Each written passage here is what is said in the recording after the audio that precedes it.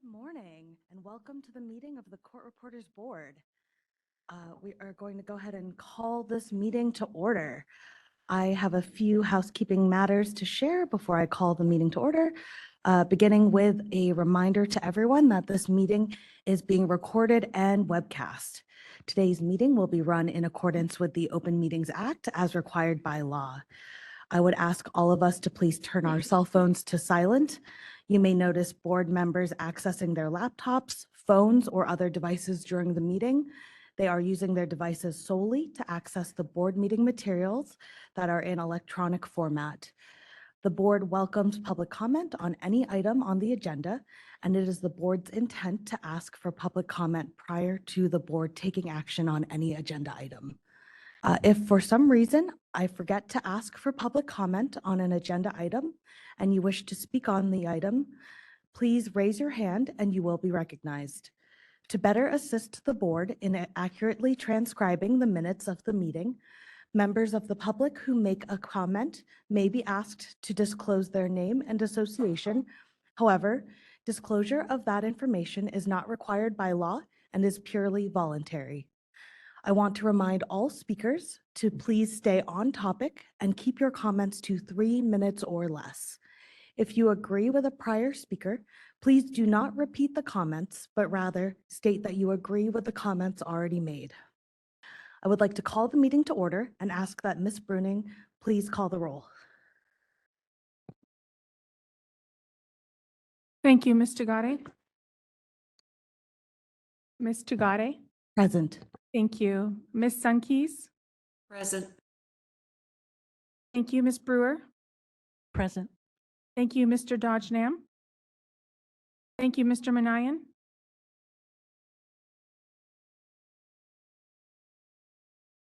Mr. Manayan. Quorum reached. Thank you, Ms. Bruning. With that, we will. Sorry, I was having technical difficulties. I'm right here, present. Thank you, Mr. Manayan. Mr. Manayan, we'll also need you to turn on your camera, please.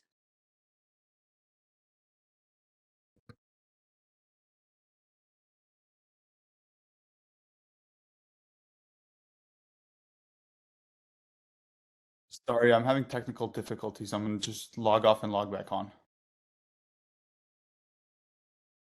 Okay, thank you. Okay, thank you.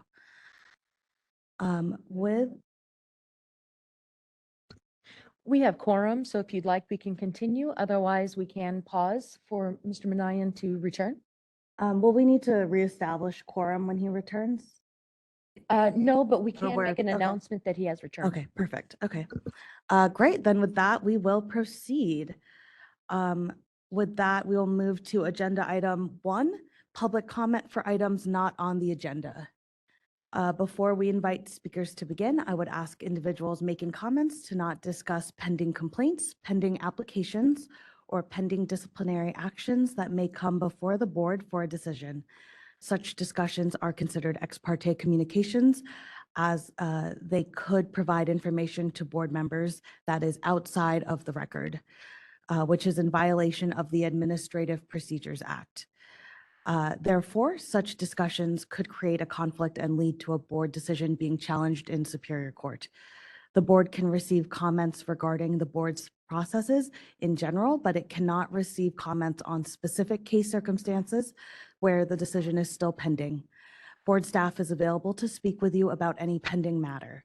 In addition, the board would ask that the public address the board as a whole and not individual board members.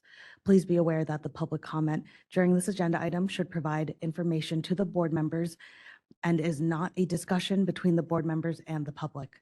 The only action board members can take here is to listen to comments and decide whether they want a future agenda item on the topic. No other action can be taken on these items at this meeting. Though this may seem at times like the board members are not being responsive, following these guidelines is critical to ensure the rules of the Open Meeting Act are followed to avoid compromising the speaker's goals or the board's mission.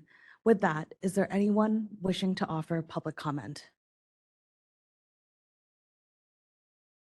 This is the WebEx moderator. We are going to take comment from the people in the room in person first, and then if you'd like to make a comment and you're attending by WebEx, you may look for the hand icon in the bottom row of your computer screen, or it may be behind the 3-dot other options if you are on a mobile device, and click that to raise your hand. The other option is to look for the question mark icon. Click that, type the word comment into the text box and click send. And each speaker will have 3 minutes with a 30-second warning. We do have a raised hand from someone logged into WebEx as Trina Cox. Trina, I'm going to send you a request to unmute your mic. And you're unmuted. Trina, you can go ahead. Hi, I am a court reporter in the state of California, have been since 1988, and I want to comment on the changing of the test. First of all, potential changing of the test. The concern is that you're changing the target for students who have been working very This hard. is legal, if I may. This matter is actually on the agenda, so if you could pause your comment until that agenda item, that'd be greatly appreciated. Absolutely. Thank you. Thank you. Our next request for comment is from a WebEx attendee logged in as Tara Okana. Tara, I'm going to send you a request to unmute your microphone. And again, you'll have 3 minutes. And Tara, you're unmuted. Yes. Hi, my name is Tara Okanya and I'm a student at West Valley College. I would like to request that the board put the topic of the no proctor system for the CSR skills test on the agenda for the next meeting, if possible. Thank you. All right, thank you. And our next request for comment is from someone logged into WebEx as Mikey. Mikey, I'm sending you a request to unmute your microphone.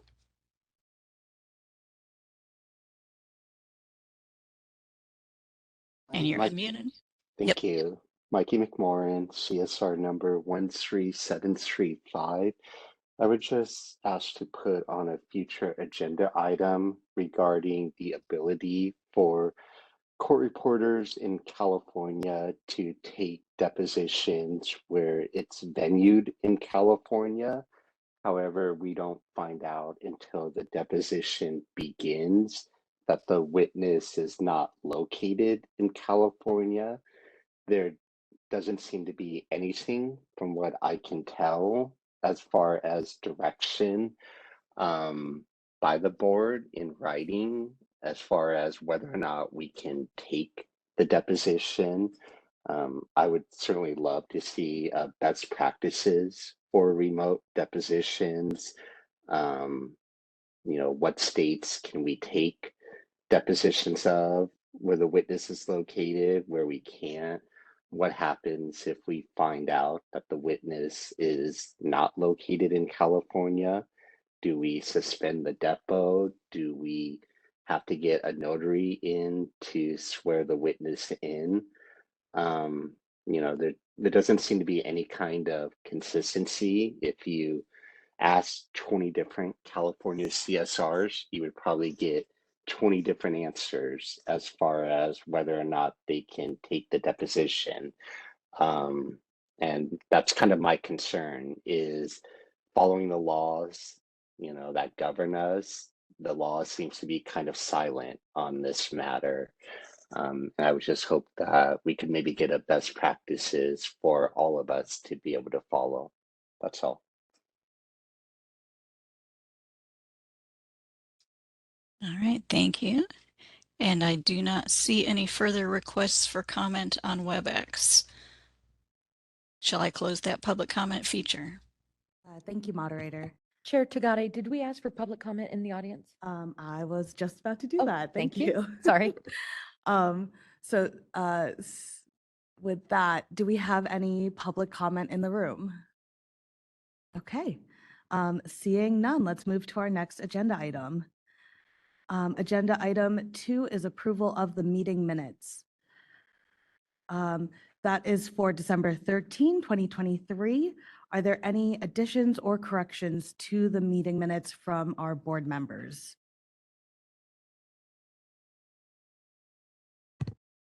This is Laura Brewer. Excuse me. I do have one correction. And that is on page 19 of our board book, 13 of 15 for the minutes. Second paragraph, third line. The word changed should be charged.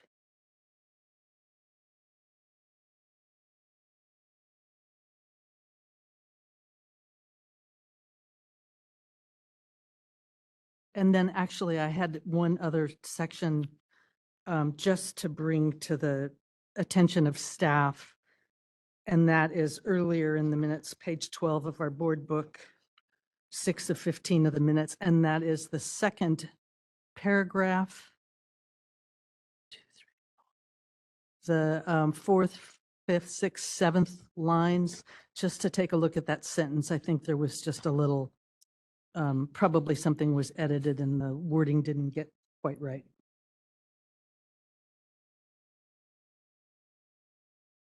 And that's it.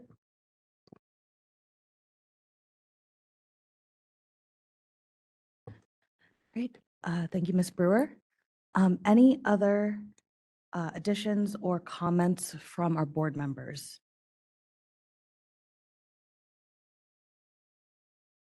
Okay, seeing none, we will move to, oh, actually, may I have a motion to approve these as amended?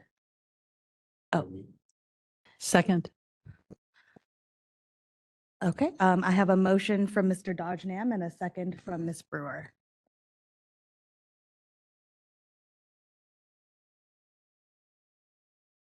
Oh, and with that, do we have any public comment either in the room or on WebEx? This is the moderator. If you prefer, we can do public comment in the room first, and I will be timing those as well. Great. It doesn't look like we have public comment in the room. Perfect. So at this point, then, if anyone on WebEx has a comment that we would like to make about the minutes, you may raise your hand by clicking on the hand icon, or you may request a comment by clicking on the question mark icon and then typing the word comment in that text box and click send. And as a note, our call-in users may press *3 to raise their hand. Each speaker will have 3 minutes with a 30-second warning. Any comments on the minutes?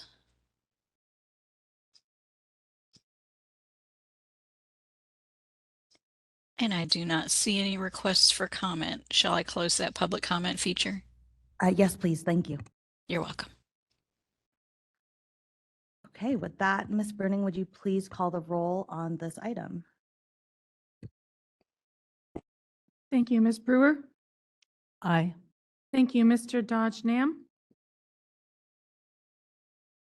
Yes. Thank you, Mr. Manayan. Manayan absent. Thank you, Ms. Sunkis. Aye. Thank you, Mr. Gade. Aye. Motion carries.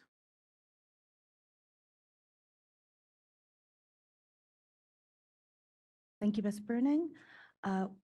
With that, we will move to our next agenda item, item 3, the Department of Consumer Affairs update.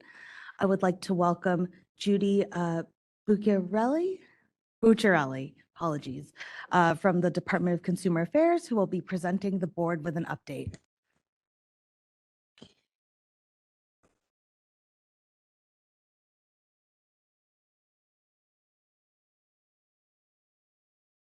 Good morning. Can you hear me? Perfect.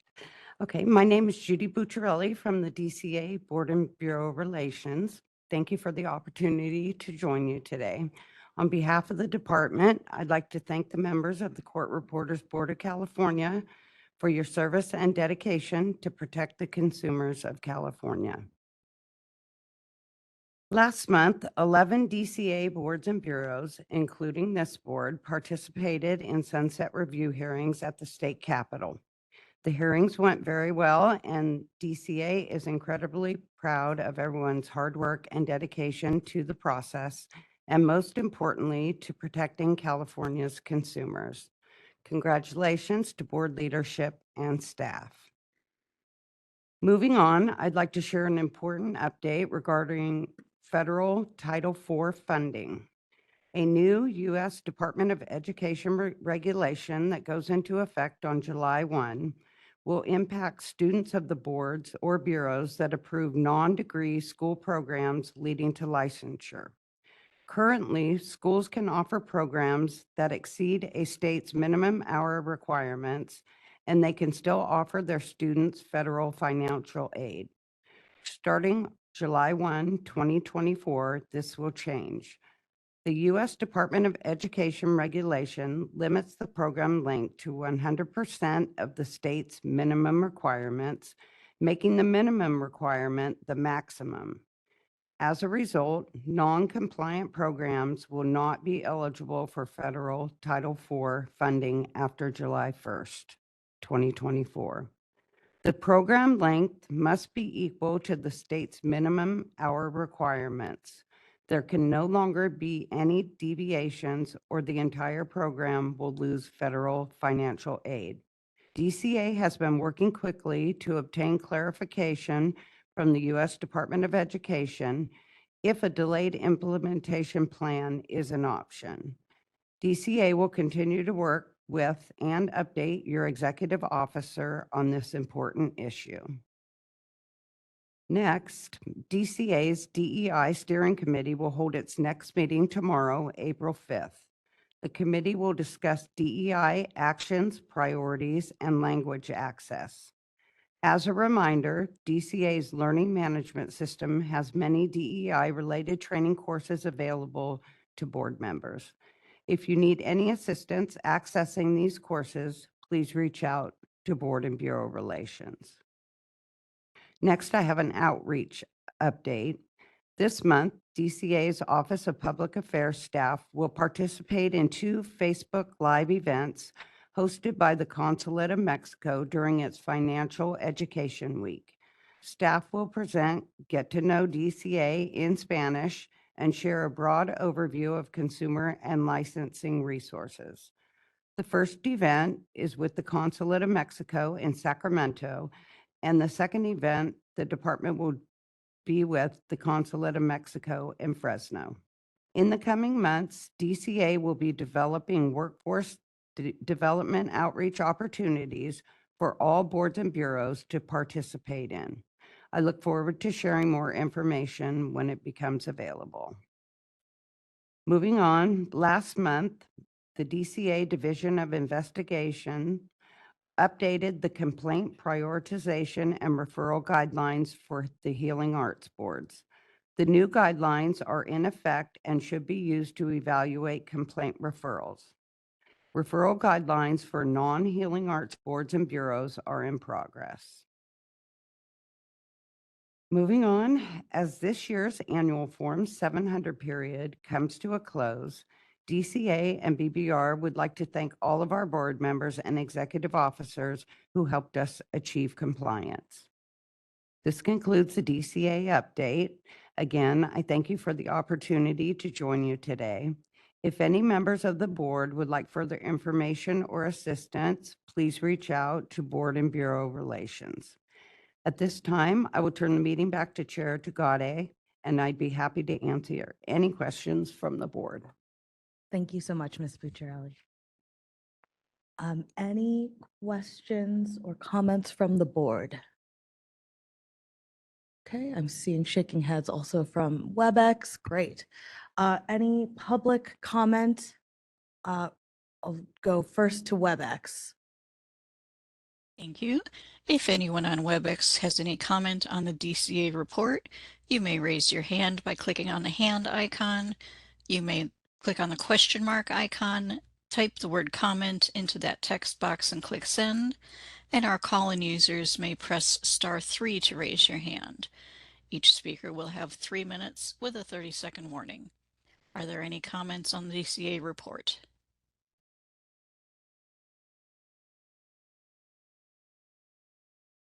And I do not see any requests for comment. Shall I close that feature? Yes, please. Thank you, moderator. You're welcome. With that, any comments in the room? Seeing none, let's move to our next agenda item. Item 4, report of the executive office. Officer, excuse me, Ms. Fenner, I'll turn to you. Thank you, Chair Tugade. I'll start off my report with a review of the budget. So if everyone wants to look at page 24, you'll see the expenditure projections for the fiscal month 7 of the current fiscal year 23-24. Did anybody have questions on the expenditures? Seeing none, moving on to page 25, you'll find the overall fund condition. You will see that we are projecting to transfer $200,000 to the TRF next fiscal year and then in the following fiscal year. As you know, budgeting for the TRF is always a little tricky, as there's no real pattern to how many claims and in what amount we'll receive in any given year. If you look down at the months in reserve, you'll see that budget year 26-27 is the first year that we're really approaching the 6-month flag or cutoff, if you will, where we would not be able to fund the TRF. That's why we will be talking about the TRF fund and some fee cap increases later in the meeting. But we're in good shape for the near future. Are there any questions on the current fund condition? Okay, seeing none, I would ask Ms. Bruning to update you all on the transcript reimbursement fund. Thank you, Ms. Finner. To date for this fiscal year, we have processed over 100 applications from pro bono entities, and well over that amount for pro pers. We have reached over 300 applications processed for pro per litigants. At this time, we have paid out more than $24,000 for pro per litigants, but we still have over $40,000 in pending invoices from provisional approvals. Back to the pro bono side, we have paid out over let me switch back to my other spreadsheet. We have paid out over $58,000 for pro bono entities. If there are any questions from the board, I'd be happy to take those now. And Ms. Bruning, thank you. Are there any pending amounts left for the pro bono side as there are? Pending applications that have not been processed? Correct. Thank We you. have many applications that have not been processed. So let me give you the estimate on that. On pro bono, we have requests for over $78,000 that are either pending review or in suspense awaiting documentation to complete the application. And with the pro pers, we have applications totaling over $100,000 awaiting either review or a completion of the application. Very helpful. Thank you.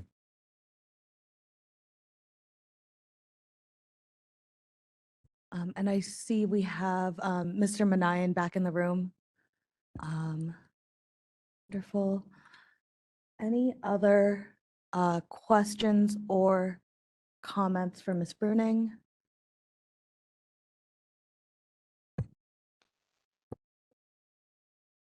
Thank you. Thank you, Ms. Bruning, for all of your hard work on the TRF programs. I'll just remind the board members that we do have the person that typically handles the pro bono, the pro pers program on medical leave. So Paula has her hands full with all of the program right now. Moving on to the enforcement statistics, you can see the most recent statistics for the current fiscal year, July 1, 2023 through February 29, 2024, on pages 27 through 30. We've got no new trends to report. The most typical complaints continue to be accuracy of the transcript and timeliness of delivery. Are there any questions on the enforcement statistics? Seeing none, I will move to the license exam. The results begin on page 31 of the board agenda packet with the skills portion. We did have an unfortunate late start to the March testing cycle due to an unavoidable delay with the contract. So we have lots of checks and balances built into the state accounting system, and it takes one department, just takes one department to be short-staffed for things to slow down. So I really want to shout out and say thanks to Christine Lawley with Board and Bureau Relations, because she jumped on that issue immediately and got some priority to our contract, and I really appreciate the help. My apologies to the candidates that had to be delayed, and I appreciate your patience. We hope the extra 3 weeks of practice will pay off with a passing score. The current testing cycle did open in March, on March 25th, and it remains open till April 15th. We received 134 applications for the current testing cycle. Of those, 44 are voice writers, and of that 134 total, 54 are first timers. First-time voice writers are 32. And to date, we have licensed 42 voice writers. I think I pointed out to everyone on page 37, we've added a new report that relates to the skills portion.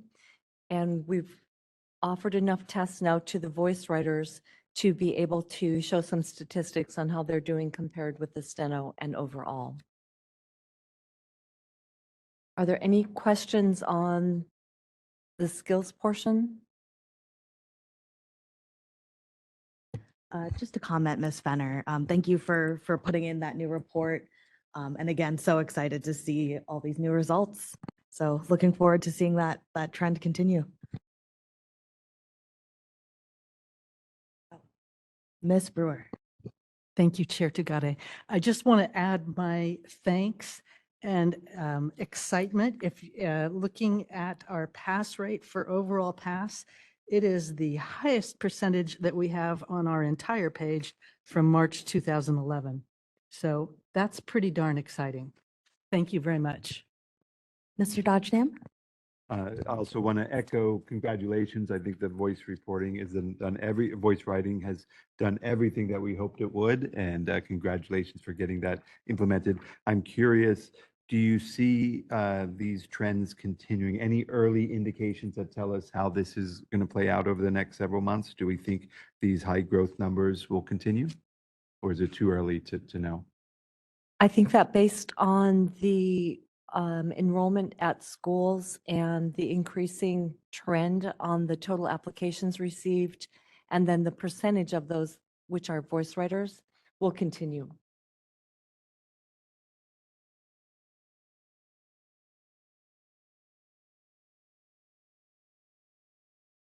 And I'm looking to WebEx to make sure we don't have any comments from our board members who are on WebEx today. Seeing none. Okay. Ms. Fenner. Okay, the results of the two written portions of the license exam, the English and professional practice, appear on pages 33 and 36.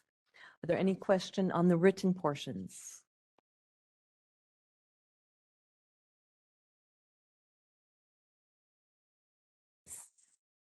Being none, I'm going to move on to the final portion of my report, which is our technology modernization project. As a reminder, the Court Reporters Board is in the process of transitioning over to a fully online system. Staff is still participating in daily meetings to check in with the developers who are designing the new program. We are continuing the data conversion process and testing with a target of a spring release production. I think that anybody that's subscribed to our email list will have gotten a notice already, and we have something up on our website now to say, to let everybody know that it's coming soon. And just as a reminder, what that will mean to applicants and licensees is everyone will need to register for an online account in the system. New exam candidates will apply online, and once licensed, will go back into the system to submit their license application. And once licensed, all reporters will renew their license on their via their online account. This portion of my report is never complete without a huge thank you to CRB staff for the many hours spent in assisting the developers understand our business processes and the additional time spent on testing the system. Are there any questions on the technology modernization portion of my report?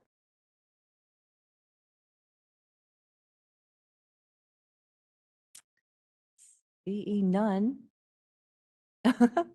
Thank you, Ms. Sunkis. If there are no other questions, that concludes my report, Madam Chair. Thank you, Ms. Fenner. And again, so excited to hear all of the progress that the board staff is making. And thank you again to all of the board staff for all of your hard work through all of this process. With that, is there any public comment? We'll start in the room this time. Any public comment on the executive officer's report? Seeing none. Any public comment on WebEx? And this is the moderator. If you'd like to make a comment on the executive officer report, you can raise your hand by clicking on the hand icon. And that's typically at the bottom of your computer screen or behind the 3-dot other options if you're on a mobile device. The other option is that you can look for the question mark icon, click that and type the word comment into the text box to click send. And our calling users can always press *3 to raise their hand. Are there any comments on the executive officer report?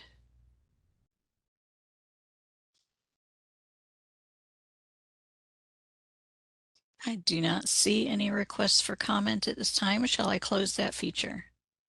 Yes, please. Thank you, moderator. You're welcome. So we will move now to agenda item 5, fee and fee cap increases. Ms. Fenner, would you give us the background for this item, please? Thank you. So issue number 2 of the Sunset background paper from the legislature pertains to the fiscal solvency of the board. In response, staff has been working with DCA budget staff on this issue, and we have some information to share with you that will hopefully guide your decision making. To start off with, it says fee and fee cap increase, and I just want to clarify that there's no need for us to do a fee increase at this time. At the time that we prepared the agenda and the how to get it posted, we weren't sure where we were going to land with the numbers. So we included both just in case. But I just want to make it clear to the board members, we are only talking now about the fee cap increase. So if you want to go to page 39 of the agenda materials, you'll see a chart of the fees that the Court Reporters Board charges right now. So the first column are the current fees. The second column reflects the current statutory caps on those fees. The third column are the results of our workload analysis and reflect the actual cost in staff time for each of those actions. The final column is a starting point for your discussion by throwing out, I say proposing, it's not really proposing, but we need a starting place for the discussion. So we put these example fees out for you. On page 40, you'll find a similar chart for the revenue generated by those fees. The first column reflects the number of times each fee is charged, and then the following columns show what the revenue would look like. On page 41, you see an extended view of our fund condition, including the transfers to the TRF. At a high level, this shows that the TRF would be able to be funded by our board, as well as do our existing board business for well into the next decade. Which brings us back to page 39. And it's now time to put on your policy hats for the fee caps. So what the board will have to work through is what they want to recommend to the legislature for the statutory cap. Some things to consider. The first two items, the change of address, the duplicate license certificate, those two fees will actually probably be going away for the most part as we implement our new database. The user would be able to change their license address, but by themselves, wouldn't involve staff time, as well as print their own license or duplicate license. The first fee of importance would be the application for exam.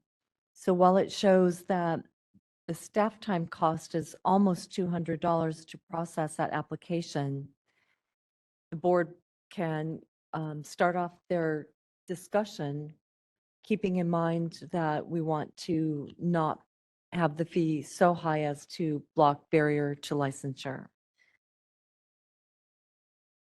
I would just suggest we start at the top and work our way down to. Thank you so much for that background, Ms. Fenner. To preface this conversation, I'll also add, we're looking at this conversation as a way to plan for the future. We're timing this with our sunset review as a way to look forward for the next few years as we look at the solvency of the board and of the TRF.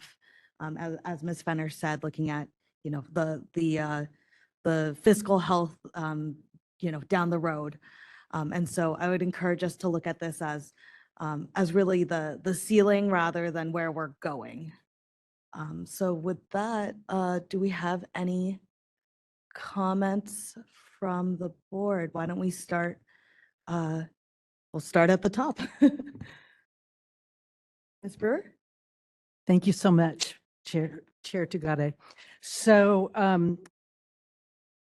I have a lot of thoughts about this, and actually I'm going to preface it with a question that I apologize for not having brought up before, but it just occurred to me. I'm so far removed from having taken it or having sat on the committees that oversee it that I don't know at this point. What is the charge for the RPR examination? No idea. And how about the Voice Writers Association? No idea. Okay. So even before the admonition that the first two items are probably going to go away with our new data modernization, I didn't want to increase those. I mean, to charge people a lot of money to change their address when it's mandatory that they change their address within a certain amount of time. To me, looking at this and seeing that we in effect are losing money with every single service, I don't think there's a single one that we're not. I like the idea of going for something along the lines of the numbers that are in the proposed fee column for the high impact items, the highest impact items, meaning the license renewals. So it'd be the initial license fee and the court reporter firm's initial registration fee and the renewals, delinquent renewals. I like that. I don't really like just because I would rather round up from something like a 163 to make it 165 or even 170 or 175. It's kind of nice to say with $25 increments for the items that are more expensive. As far as the exam fees, application for examination, Yeah, I like the idea. I think we could go more than $100. I think it could be 125, but I would like to refer to the other examinations that are given and check what they're charging. Oh, Paula, thank you so much. Ms. Bruning just pulled that all up for me. So, okay, I'm looking at NCRA's website, and for members, it looks like RPR, which is the one that would be most significant, is $105. RMR 105, CRR 215, CRC. So $105. So I guess $100 is probably pretty good for examination fee. Anyway, those are my thoughts. I think I'd for the initial licensing half year, I'd put it at 100. I'd probably put it at 170. If I can jump in there, the delinquent fee, the half year, those are math. So you really only need to set the full year. The full year. Thank you. Sorry. Prorated. Okay, so I'm rambling at this point, so I think you all have an idea of where my thoughts are with that. Thank you, Ms. Brewer. Mr. Dodgenham? Great. I'd like to echo Ms. Brewer and just commending the work that was done here to put this together. This makes it incredibly useful to see, and as Ms. Brewer said, to see that if we do not make changes in the future, we'll be actually running at a deficit or a loss as high as 18%. And of course, that's unsustainable. So we do absolutely need to increase these caps for the future, and this gives us a really effective and easy way to do this. I like and commend the recommendations or the example scenarios that were given where we are, even though where we're kind of running at a loss. I'm sorry. Oh, I'm not on. No? I just need to be closer. There we go. I'm going to get a little closer to the mic there. I think I can hear myself now. I would just like to commend the example that was given where recognizing the shortage of new reporters, that we're not making the initial fees and examinations overly onerous, where we're actually taking a bit of a loss there to encourage new applicants and new folks to come into the court reporters. So I like and support the decisions that were made there. My only comment or questions, I look and I see, and I apologize, I don't quite know how the CRF, the corporate license works, but I see it's only about something like 70% higher than an individual one. And I'm wondering, can many reporters go under one corporate license? If so, I'm wondering if maybe we think about increasing the difference between an individual license and a corporate license. Thank you. The court reporters don't necessarily practice under their license. They have their own individual license. However, if a company is not owned by a licensee, then they must register. They would then obviously employ, or not employ, but, offer their work through licensed court reporters. If the firm is owned by a licensee, they may choose to register, but they don't have to pay an additional cost because they've already registered with the board as an individual. The thought being, excuse me, the thought being that in order for the board to have jurisdiction over the practice, you need to be registered with us. So if you register as an individual, then you're covered that way. And if you are not a licensee, that would be the firm, then you need to register so that we can make sure that we have the enforcement jurisdiction. That's helpful. Thank you. So if that's the case, as we think through it, then we don't want to make it, even though it's a corporation, we don't want to make it overly onerous for them either, I guess is the concern. We want to keep them within our regulatory jurisdiction, but not make it overly onerous. Yeah. Thank you. Thank you, Mr. Dodgenham. And I would add, I think, to that point, I think that's a great question. And also, in the, spirit of not, taking sides on or favoring certain firms over another, that keeps it relatively neutral. So with that, I see a hand up from Miss Sunkeys. Thank you, Chair Tagare. I just would like to say that I support these, the increasing of the fee caps, and we're not raising fees. We're simply, I just want to make sure I reiterate, we're not raising fees. We're just planning for the future, which is fiscally, we're being fiscally responsible, in my opinion. And if I support it for that reason. Thank you, Ms. Sunkeys. Mr. Manayan. Thank you. I'd like to just echo the points raised by my colleagues.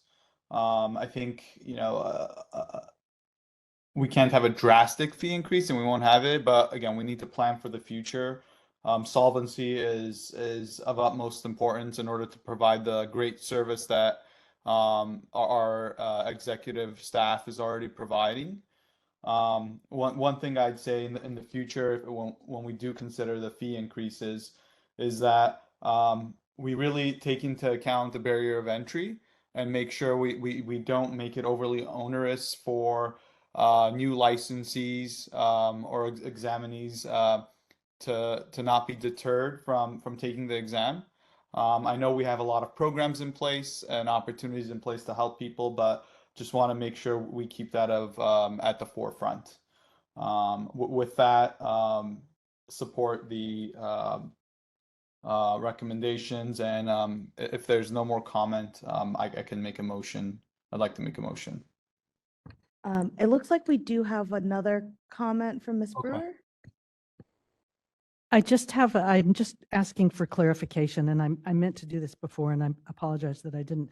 So, bearing my ignorance for all to see, application for examination, and then we have the individual exams, dictation, English, and professional practice. When an applicant applies the first time, is it just the one fee application? Ms. Fenner is going to clarify. Thank you. We had the exact thought at the same time. I did want to point out to the board that when you apply for the exam, it's an initial fee. And that starts your clock on your 3 years to pass all 3 portions. And that's a separate fee just to apply. Then each time that you want to take each portion of the exam, you would pay another fee. Right now, that initial is 40. And then that covers the 3-year period. And then each of the individual tests are 25 each. So 25 for English, 25 for professional practice, and 25 for skills for each time that you would need to take it to pass it within that 3-year cycle.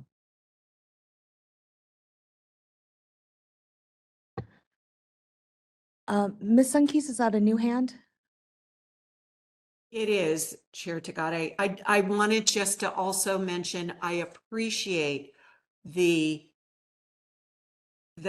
data that was presented. I know lots went into creating these charts and to boil the information down for us.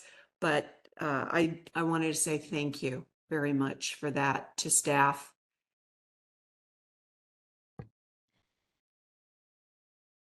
And just a question for my edification, Ms. Fenner.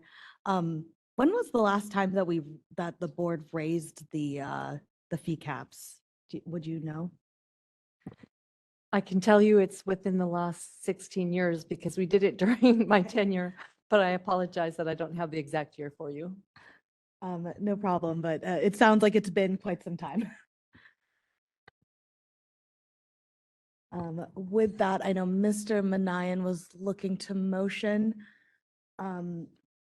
Did Was there any request for amendments to the numbers as stated here? The chair is looking at me.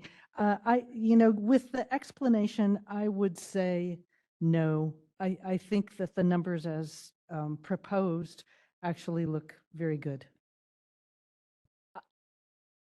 If I could, I would just point out that that would mean a $400 exam because you would have 100 for your initial, 100 for each of the portions. Well, let me clarify again.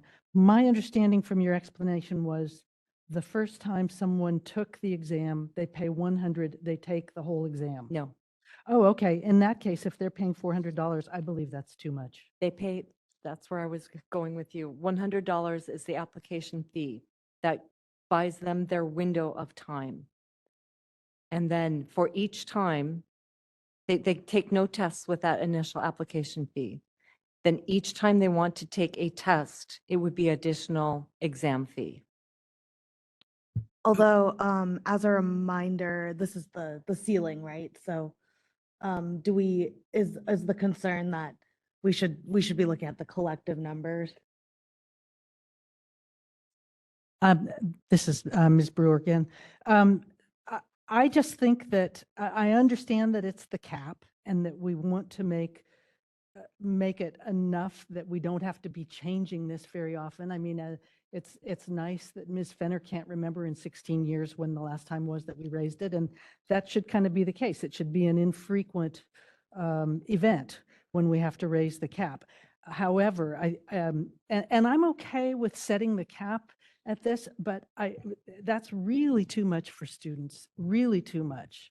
So if we want the cap to be reflective of what we would realistically see being charged anytime in the near few years, I think it's too high. I don't think it would be the near few years. We're looking at really for the next 10 years.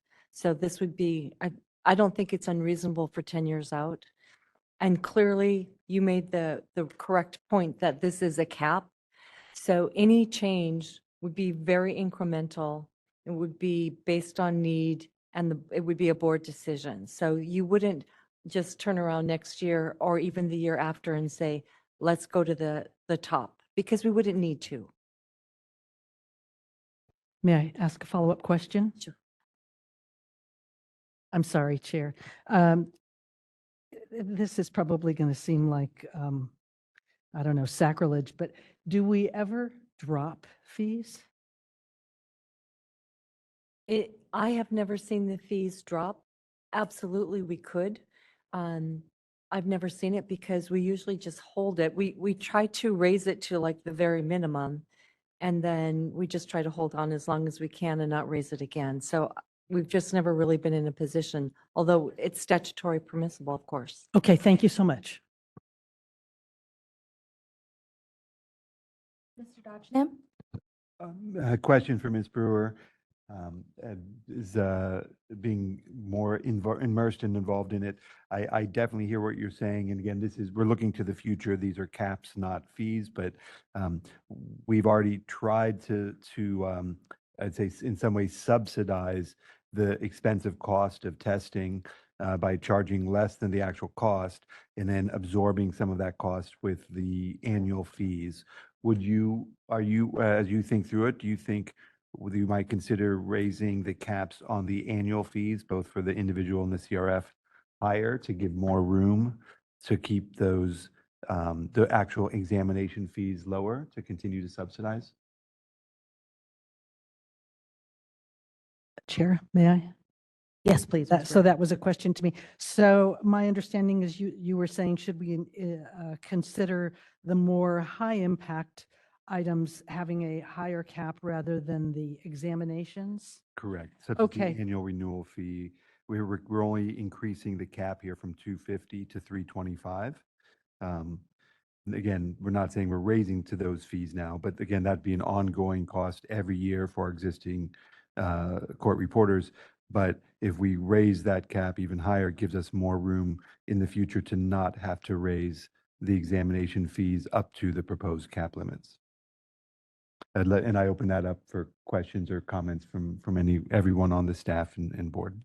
Yeah, thank you, Mr. Dodgenham. Ms. Brewer? Thank you. And in looking at this further, I just kind of comparing with that idea of a comparison of percentage increase. Yes, I do think that there's room to raise those caps more, absolutely. And those are going to have a much more outsized impact on the budget and our ability to support the transcript reimbursement fund. But by the same token, looking at our current statutory maximum for the exam fees, it's $75. Okay, the application's 40, but the individual exams are 75. So we're only talking about raising it like 33%. So with further consideration, I think the $100 statutory cap is fine.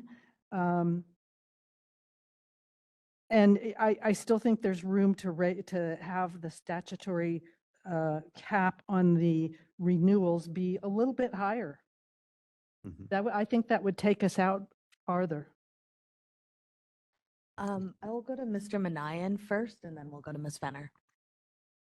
I think, and piggybacking off of what Board Member Dodgenham noted, it's important that with each time that we increase these, if in the future let's say at this current time the statutory increase, we don't increase it enough, and we need to in the near future increase it again. There's time and costs involved with each time we go through this exercise from a staff perspective and all that. So I also want to make sure we take that into consideration and make sure we get these increases right, and that we don't set the threshold too low, to make sure that it covers future increases for the next 10, 15 years, however long the last time the increase would be. So I just want to make sure we get this right. Thank you, Mr. Manayan. Ms. Fenner? Before that, I'll just jump in quick. And while you're looking at the amounts, please look at the workload analysis as well. And so that's really what you want to base your numbers on. You don't want to increase anything over that. We're not in the business of making money. We just want to make it as reasonable as we can. Thank you, Ms. Fenner. We'll go to Ms. Sunkis and then Mr. Dodgenham. I was going to suggest that, based on the comments of my fellow board members, that the initial license exam cap be raised to $350, which would raise it, that would be $100 from the current cap. And the annual renewal for firms go to $600, because that would be $100. Of course, then after Ms. Fenner had pointed out the workload analysis, I don't know if the firm registration is higher than the 600, but I'm just going to stick with putting out there, suggesting we raise the initial license to $350 and the annual renewal. I guess it would be the registration and the renewal for firms to $600. And I do want to point out, or remind you, that the workload analysis is based on today's dollars, and we're talking about caps we're talking about fees for potentially 10 years from now. So, it's going to be lopsided either way, but that's what I would suggest. Thank you. And I apologize. I'm not saying just those fees be raised, but of the list, those be changed in that last column. Does that make sense? Or not? Sense. Yes. I will raise one concern, Ms. Sunkis. I know we're trying to stay ahead of inflation. My concern is that we may not have a good justification. Per Ms. Fenner's suggestion, we're really in the service of doing the licensure, not in making money. And so I want to make sure that we're staying kind of in line with that workload analysis. So I actually have a little bit of hesitation at going above that. Well, I will point out that, again, these are these are numbers for the workload today. Mhm. And we're talking about future fees. So, so I see your point is well taken on the initial license fee. However, the firm registration is the renewal fee is well over. Mhm. It's 642 versus 600. So. Yep. Mr. Dodgenham? And that's exactly the point I was going to bring up too. I actually posed it as a question. The context being, I think of the annual renewal fees as helping to subsidize the initial examination costs so that we can keep those costs lower than they actually cost us to encourage new reporters to come in. So we use that renewal fee to use the kind of quote profit from that to pay for those, to keep those initial costs of a new reporter coming in low. And so I look at that and I wonder, why is I see we are, doing that effectively with the individual annual renewal fee.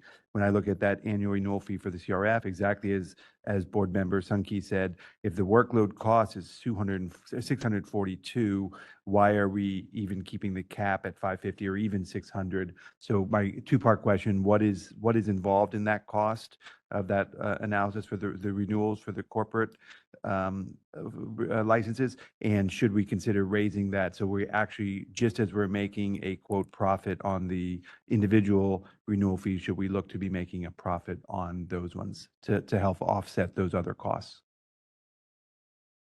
Ms. Fenner? So a couple of things there. One thing is you're not necessarily trying to match the workload analysis.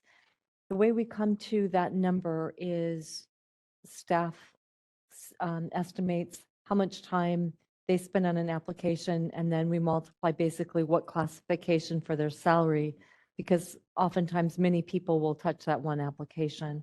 And so that's our best way to wrap our arms around it. That's where that number comes from. I think the other thing, just as we pointed out, we don't want to create any type of barrier to licensure by making it hard. I apologize to have my back to you, but I need the mic. I don't think we want to make it prohibitive for business to be here either. So I do think I appreciate the board being really cognizant of how much it's costing us to do business. But even with this modest increase, I would encourage you to go back to page 41 and show the effect of that overall. It puts us in good shape. So I like the discussion as you're trying to find that balance of where can we do business and do business well into the future, and where are we trying to recoup our costs from the workload analysis. So I think you guys are right on the money, and I appreciate the thorough discussion on trying to find that balance. I think also in that vein, when we're conceptualizing, where revenue would come in, with the CRF renewal fee, we're thinking, and the initial fee, we would be looking at, the firm, and then on top of that, any additional reporters they're bringing in. And so that is also additional revenue. And so if we do end up cutting that off because it's prohibitive, that's a loss as well. And so want to be thoughtful about that potential. Mr. Dodgenham. I think, and appreciate Ms. Fenner, your comments, and we should look at it from that perspective. I think the two driving points I want to make sure we think about in these fees as board member Artine said, we don't want to go through this too often. So this is a process we want to look ahead. And then as board member Sunke said, and we want to think about how we present this to the legislature is the projected workload is in today's dollars. And if we are thinking about this over the next 10 years, I'm thinking as we present this to the board, we may want to project in an estimate for increased costs. I'm not sure if that is reflected fully on page 41. It's existing costs because, I mean, it is a little bit, I would defer to the people that are more with the budgets, but you have, it's my understanding that you use current costs. That's right. I don't think they do any type of projection, but just like we don't do any projected revenue increase either, we know we're on an upward trend on the revenue. And so I hate to take too big of a bite of the apple, if you will, when we know that our revenues are going up because our licensee base is going up. Go up. Okay. So it's a tough balance. You Right, guys have a okay. tough decision. Sure. So that's the one thing is just as we think through, again, we're not saying proposing these fees, but just capped and trying to look ahead. But you're right, we don't want to look too big a bite. Because then the other issue is, I think what we're trying to bake in here is a little flexibility so that we don't, because what we see on the projection is assuming that what if we took all fees up to the cap, all activities up to the cap. In reality, I think we're trying to bake in a little flexibility here so we don't necessarily have to take the examination fees up to the cap. And the way to do that would be to raise the renewal fees instead. So the challenge here is by reflecting it as a max of all caps, it does look like we're very flush in revenue and a balance. But the reality is I think we're just trying to bake in some flexibility so we don't have to do that, at least on the initial piece.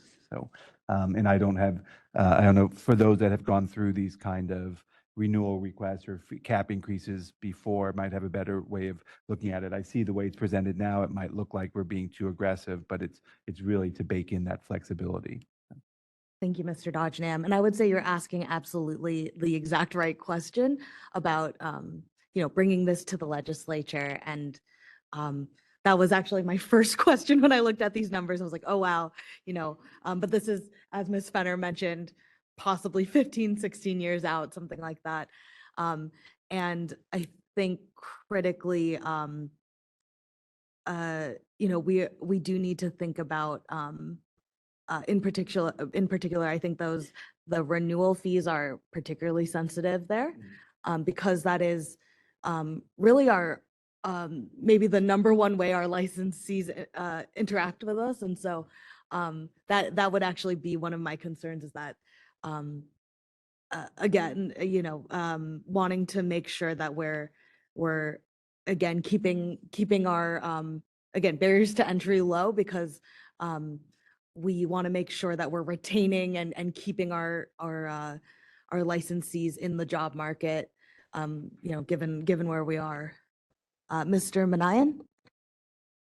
I would just add that one option is we can look at the current workload analysis calculations and just apply a standard CPI adjustment for inflation for, I don't know, a few years out. And that should cover any increases in the future. So it should be a nominal increase.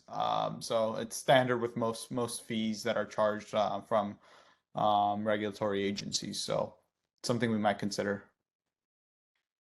Thank you, Mr. Manayan.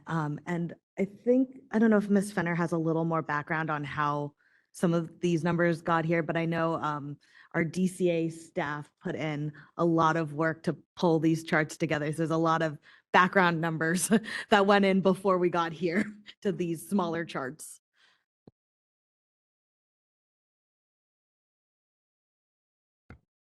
Yeah, I can just give a huge shout out to Matt Nishimini, who really held my hand working through these charts.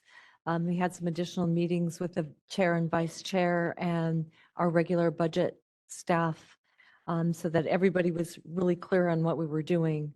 And I feel like we might be starting to get bogged down into trying to cover every detail. This is really a large overview. It's so far removed from, trying, and I appreciate the board trying to make sure that we're not running at a deficit, but we haven't yet. And we've been close a few years, but we've been largely well-funded. I think that if you just step back to a little bit higher perspective or a wider perspective, then I think that you'll be able to come to your decision. Ms. Sunkeys. I'd like to say after Ms. Fenner pointed out page 41 and looking and these numbers are projected based on the fee caps, the examples in that last column on page 39. Those numbers are being used in the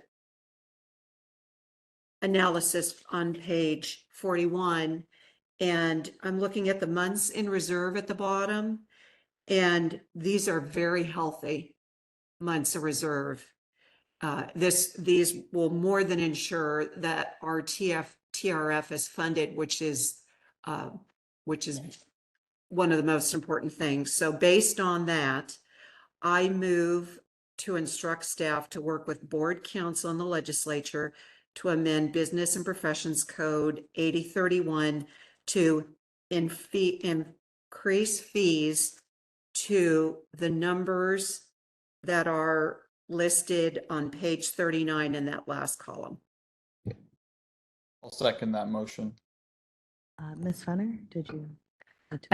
I just wanted to let you know that I did get a hint from my helpful budget people. Matt said that the future costs are built into the fund current condition or fund condition statement, and it's 3% increase year by year. So that was taken into account. I would expect nothing less from our fine DCA staff. Thank you. Thank you, Ms. Sunkeys, and thank you, Mr. Manayan. With that, we will, I will ask, do we need to withdraw the motion? Yes. So we had a motion and a second. Is the motion then withdrawn for the record? Okay. With that, we will take public comment. We will start with WebEx, please. Thank you. If anyone would like to make a comment on the fee discussion, you may look for the question mark icon and click that, type the word comment into that text box and click send. You may also raise your hand to make a comment by clicking on the hand icon, and our call-in users may press *3 to raise their hand. Each speaker will be given 3 minutes with a 30-second warning, and we ask people to speak only once on any given topic. Are there any comments on the discussion?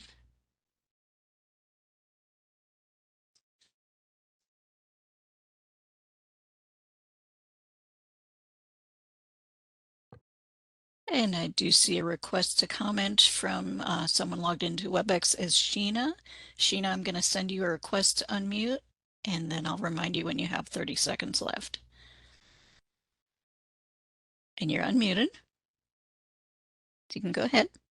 Oh, okay. I just wanted to say thank you so much for considering the student applicants coming in, because the amount of cost just getting into the industry and schooling and everything, it's a lot for a student. And so I really do appreciate all of you considering keeping those initial costs as low as you can for our sake. So thank you.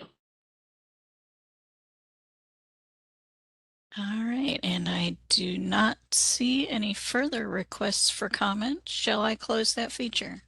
Thank you, moderator. You're welcome. Any public comment in the room?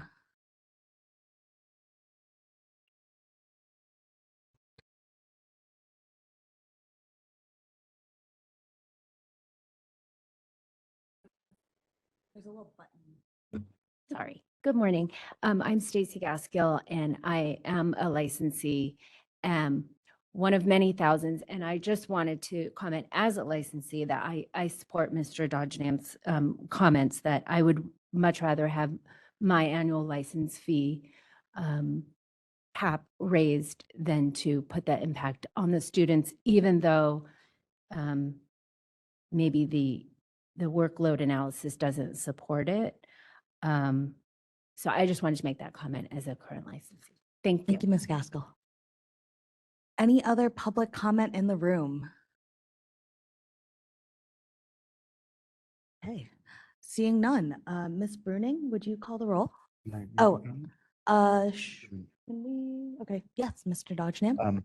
I wanted to also, I wanted to comment in support of this as I do a little bit more analysis, and I'll tell you why this makes me feel better in voting for this, is the all of the examination fees, including the application for examination, the initial license fee, dictation fee, all of those revenues at the total cap would be about $99,000.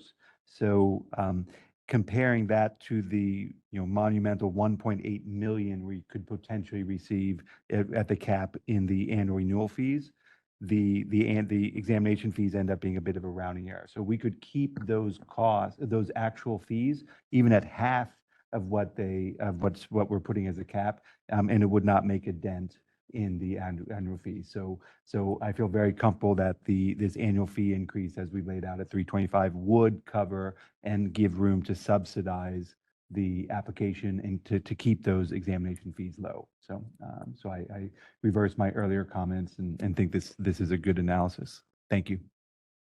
Thank you. With that, we will move to take the roll. Thank you, Ms. Brewer. Brewer, aye. Thank you, Mr. Dodgenam. Dodgenam, aye. Thank you, Mr. Manayan. Aye. Thank you, Ms. Sunkis. Aye. Thank you, Mr. Gotti. Aye. Thank you. Motion carries. Thank you, Ms. Bruning. With that, I believe it is time for a break. We will take about 15 minutes and come back at approximately 10:35. All right, thank you all.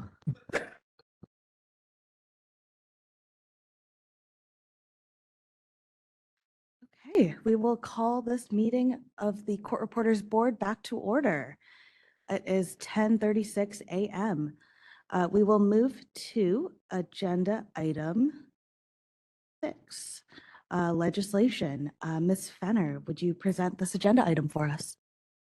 Thank you, Chair Dugade. On page 42 of the board agenda packet are the bills that we're tracking in the current cycle, none of which are active anymore. Since the production of the board agenda materials, we have added one new bill to our watch list. That's AB 3013, authored by Assemblymember Mainshine. This bill would establish a series of pilot projects in a number of county courts for remote reporting for the court reporter. That's a bill that we can discuss if you'd like, but no position can be taken on it as it did not make the agenda in time for this meeting.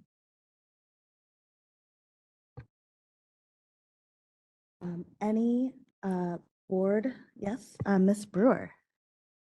Thank you, Madam Chair. Probably you would have said, but do we know how many courts they're going to be, they're going to have in the pilot? I apologize. I didn't bring the language with me. I want to say it was like 5. It was several.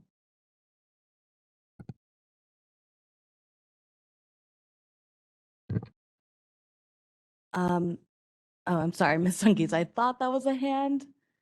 Is it? No? Okay.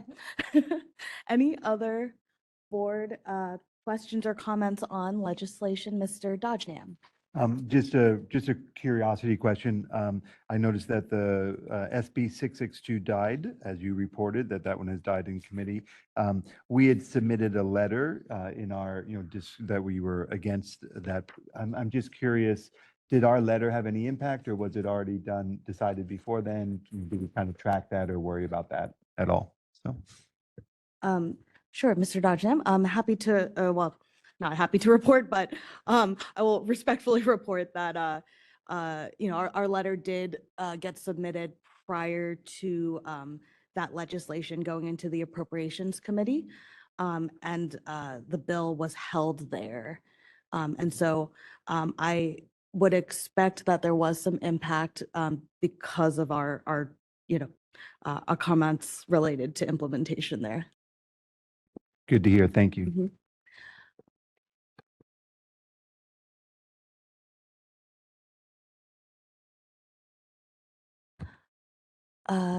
Is there any public comment in the room on this item? Seeing none, do we have any public comment on WebEx? This is the moderator. If anyone would like to make a comment on the legislation, you may look for the hand icon and click that to raise your hand. You can look for the question mark icon, click that and then type the word comment in the text box and click send. Or our call-in users can press *3 to raise their hand, and each speaker will have 3 minutes with a 30-second warning.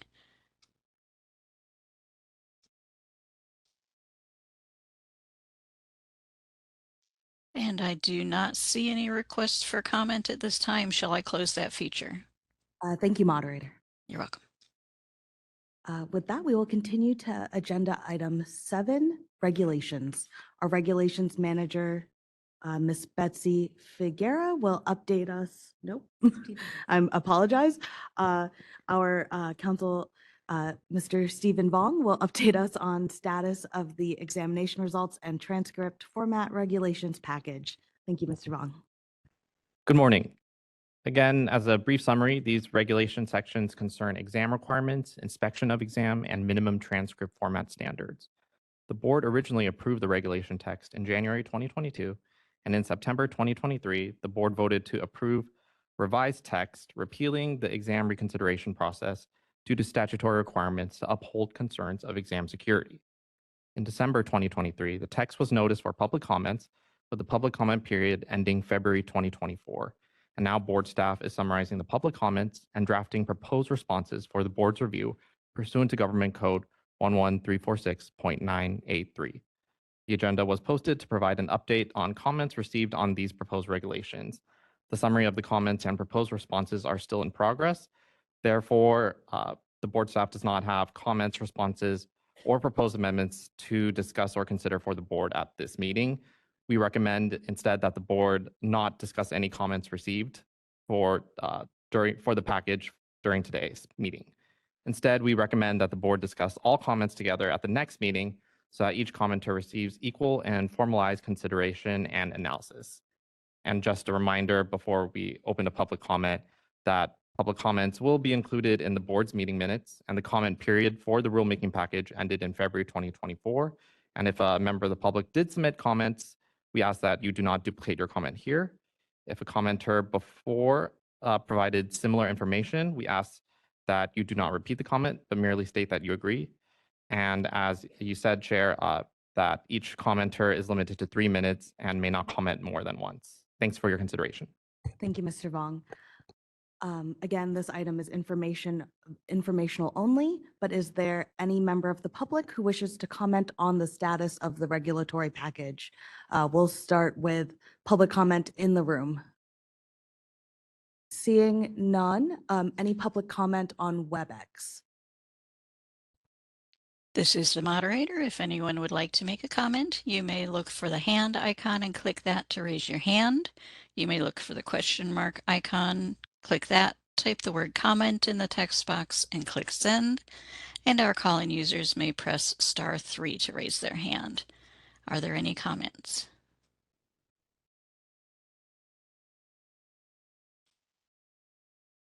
I do not see any requests for comment. Shall I close that feature? Yes, thank you, moderator. You're welcome.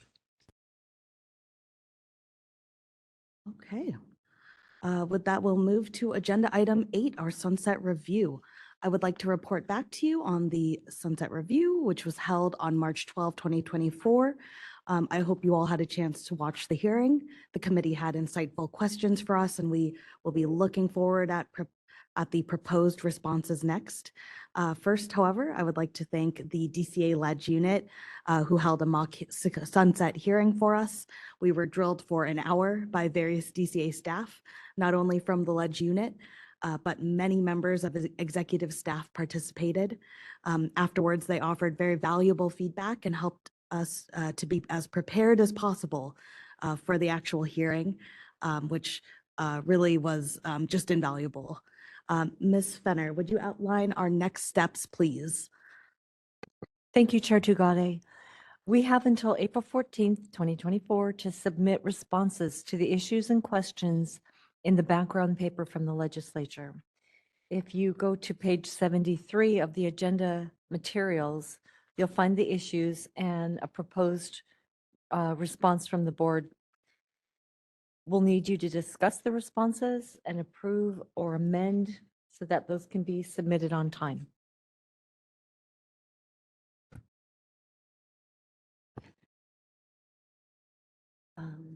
Ms. Brewer. She looked at me. I wonder why. Thank you, Chair. Okay, so I do have some suggestions, and I apologize. I did print these out for staff, but I'll go through them first. Okay, so, and please just interrupt me at any point. Page 78, 6 of 15 of the responses. And some of these are pretty picayune, but I think, yeah, it'll make it a better response. Okay, page 78, second paragraph that starts board response, fourth line down, middle of the line. It says, if that were, I think it should say, if there were a law. If there were a law.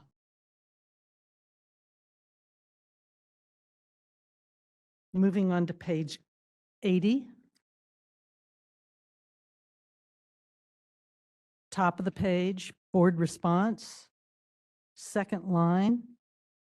The second word has should be have to match the agreement with requirements. Have been fully blah, blah, blah, and have had no impact.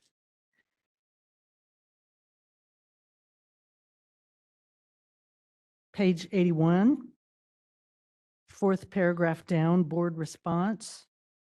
Second paragraph in that response.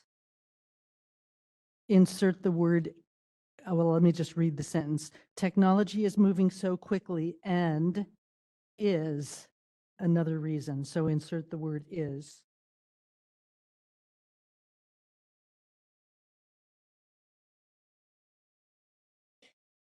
Page 84. The top paragraph, third line down, that starts with reporter to accept an AI offering. I would make a suggestion that we add a comma after offering and change of a to be from a single. So it would read, to accept an AI offering from a single word all the way to allowing a full translation of the proceeding. And apologies, I missed the line above that. The word software that's right towards the center there. I would add programs. Software or CAT software programs, period. Okay, so the third line from the bottom of that paragraph, right in the center, the with unaccented English should be in unaccented English. It's in English and unaccented is modifying English. Okay, and then at the end, the final sentence, and this is just completely preference, and I'll leave it to you.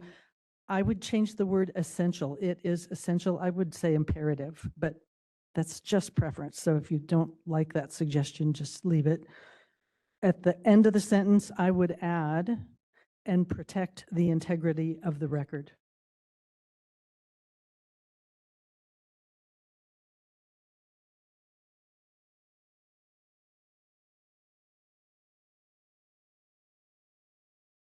I have a few more, but I'll stop. I see the chair looking at me. No, go ahead, Ms. Brewer. Okay, thank you. Page 86, 14 of 15 on our packet. The third paragraph down, board response. Second line, right in the center. It says numbers in schools. And then I would change the word to be and. So it would be enrollment numbers in schools and the increase in, and then insert the word the number of candidates. And then the next line down, I would make a parenthetical phrase by adding commas. So that sentence, this coupled with the expansion of remote reporting, I would put this comma coupled with the expansion of remote reporting, comma. Okay, down 1, 2, 3, 4 more paragraphs down. First line, much is made of the closure of, insert the word a, large number of court reporting schools.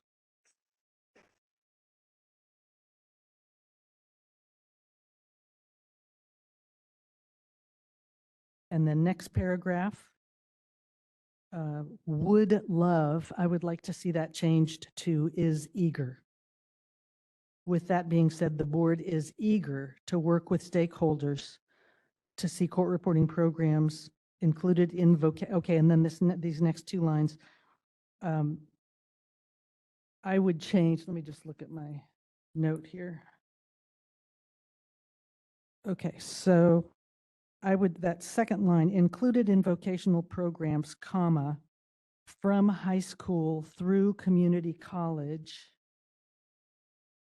And then I would change the word and to be as well as adult education programs rather than schools.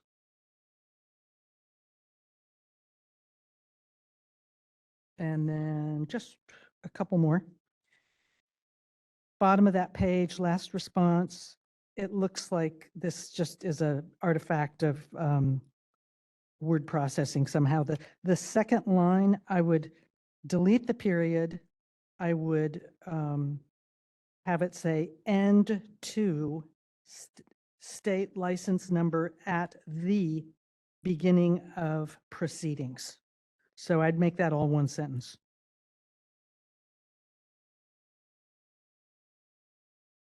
And then the final sentence in the entire response, I would say the board concurs and welcomes the opportunity, et cetera. And that's it. And I want to thank staff and our chair for a really great job with the Sunset Review. I unfortunately wasn't able to watch it live, but I watched it delayed, and you did a great job. I know it was a ton of work. Actually, we all worked on it, but you really had the lion's share, and good job. Thank you, Ms. Brewer. Ms. Brewer, excuse me. And again, thank you as always for your expert copy editing. Always appreciated. Let's go to Ms. Sunkes.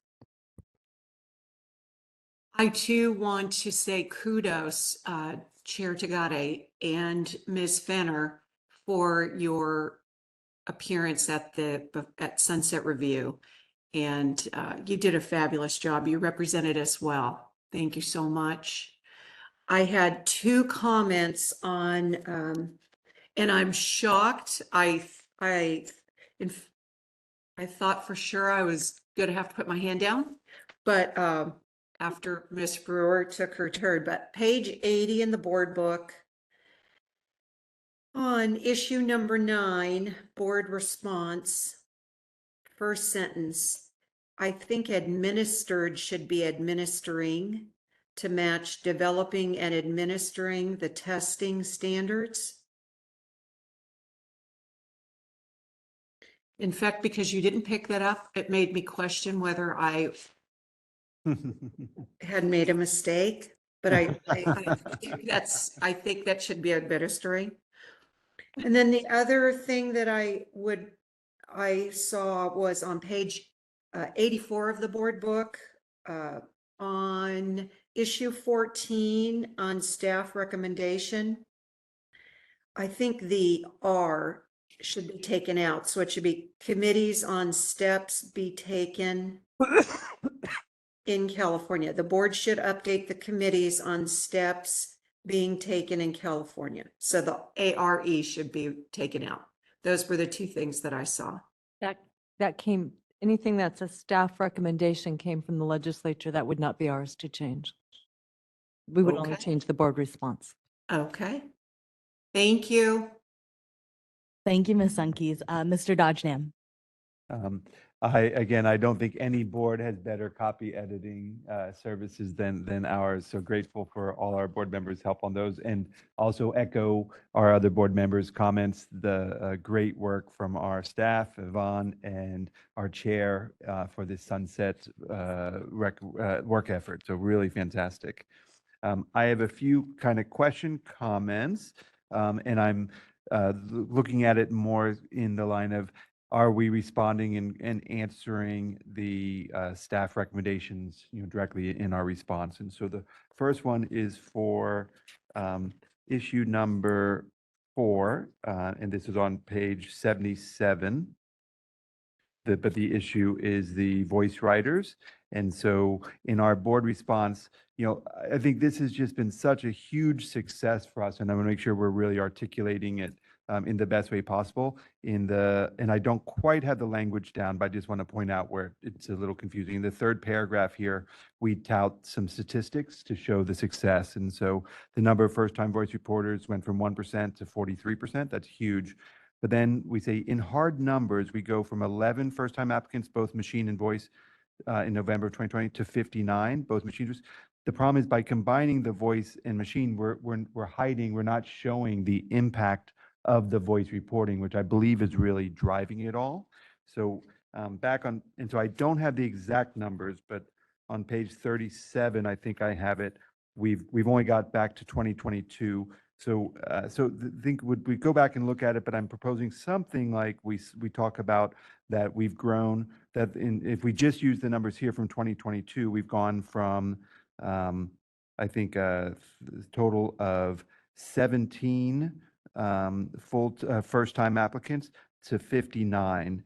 And all of that growth, it really went from 30 steno to 24. So from 17 steno to 24, but the voice went from 6 to 36. So all of that growth, that growth in total, I'm sorry, I'm mixing up my numbers, but in 2022, we went from 30 full-time first-time applicants to this year 59. In 1 year, we went from 30 to 59.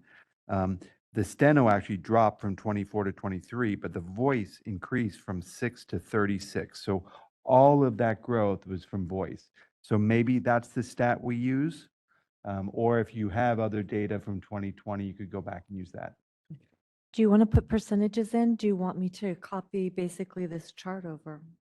I think you've got you've got an interesting percentage here from 1% to 43%. I think maybe we just need to, it could be a hard number. We could say, but I'm actually open to all of it. Just something that breaks out, that says what the voice, that the voice reporters had, the voice writing had the growth.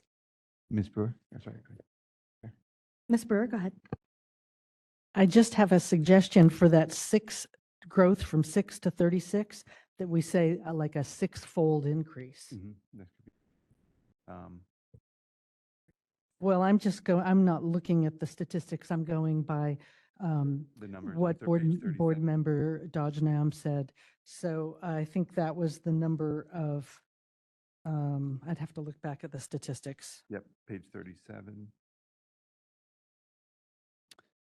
Yes.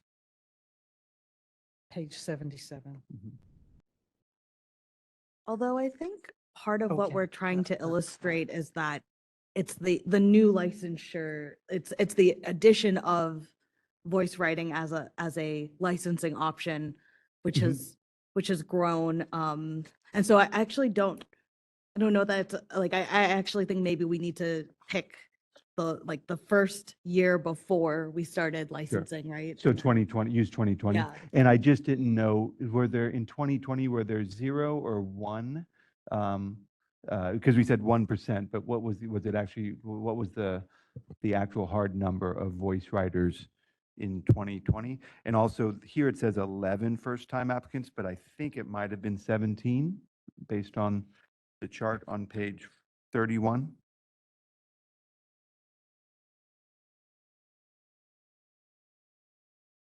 And that those were passed.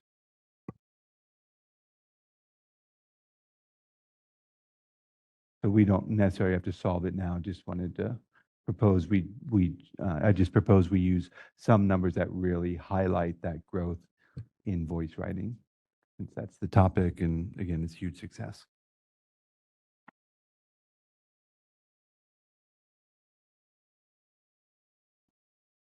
And if it's allowed, I do second that suggestion to also include as an addendum, maybe some of the reports that we have, although I believe we do anyway.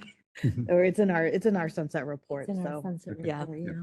This is the chart on page 37 would be new Yep. since sunset. So that's why Mhm. if we want to, we can include that as part of our response. Okay. If you Yeah. think that those hard numbers would be Yep. of help to them. And again, it's not, we don't have, on this chart doesn't so go back to 2020 when we first allowed voice writing, if I understand correctly. But these numbers are just so compelling, especially when you see that basically all of the first-time increase was driven by voice writing. I'm going to double check, Mr. Dodgenham, because I think 2020 is going to be a typo. Because That I could have don't- been 2022, Yeah, yeah, I think because it's there, it was delayed, right? Mhm. Yeah. It was, okay, oh, that's the typo then. Okay, Okay. good catch, Mr. Dodgenham. Thank you. Okay, so. That makes it easier then, yeah, then you can just show all of the, 29 out of 30 of the increase was from writers, so first-time applicants. So for clarity, we'll direct staff to just double check those numbers. Yeah. Yes, Yep. perfect. Great. Any other comments or questions? Oh, I have Mr. two others, Dodgenham. real quick. And these ones are a little even less, more vague in my suggestion, but just want to make sure we're answering the question directly. This is going to be on page 78, and this is issue number 5 around digital monitors. And so I just noticed in the staff recommendation, they said for us to provide additional information and provide any language that it recommends to be included in this topic in its sunset extension. And so I think we did a great job here of providing additional information, but we didn't necessarily provide language for the sunset extension. But I did see on page 80, we do recommend, in the cleanup section here, issue 16, we do talk about requiring the name and number. Sorry, let me get the right, I'm sorry, on page 86, sorry, page 86. So I'm not sure if that technical cleanup, does that meet the need or the request here to provide the legislative language? Or do we need to consider adding some language here in the extension vehicle? I would be tempted to work with the legislative staff on the development of that language. I would imagine that it would just basically mirror what we already have in place for our own licensees. So it may be a new section. I think we want to get the concept and then we can follow up with the language. I'm sorry, I just don't quite know the rules, because they said that it recommended that it be included on this topic in the sunset extension vehicle. So would we be able to work on that with the legislative staff or staff? Yes. Okay. Great, wonderful, thank you.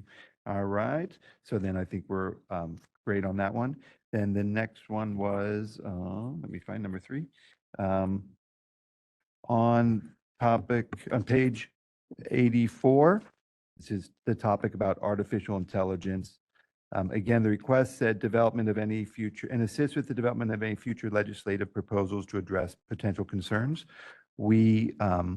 I'm wondering, this is a great analysis of the current situation. I'm wondering if we do want to just put in some line around the notion that the board will continue to monitor and work with staff to propose necessary legislation. I think this is just going to be such a hot button issue over the next 3 to 4 years, both because of our shortage and because technology is going to keep knocking at the door. So. If we can pause on that point, I do agree that we should have some language about continuing to monitor the technology.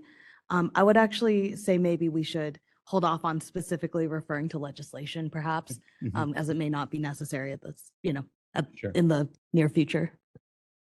I'm fine with that.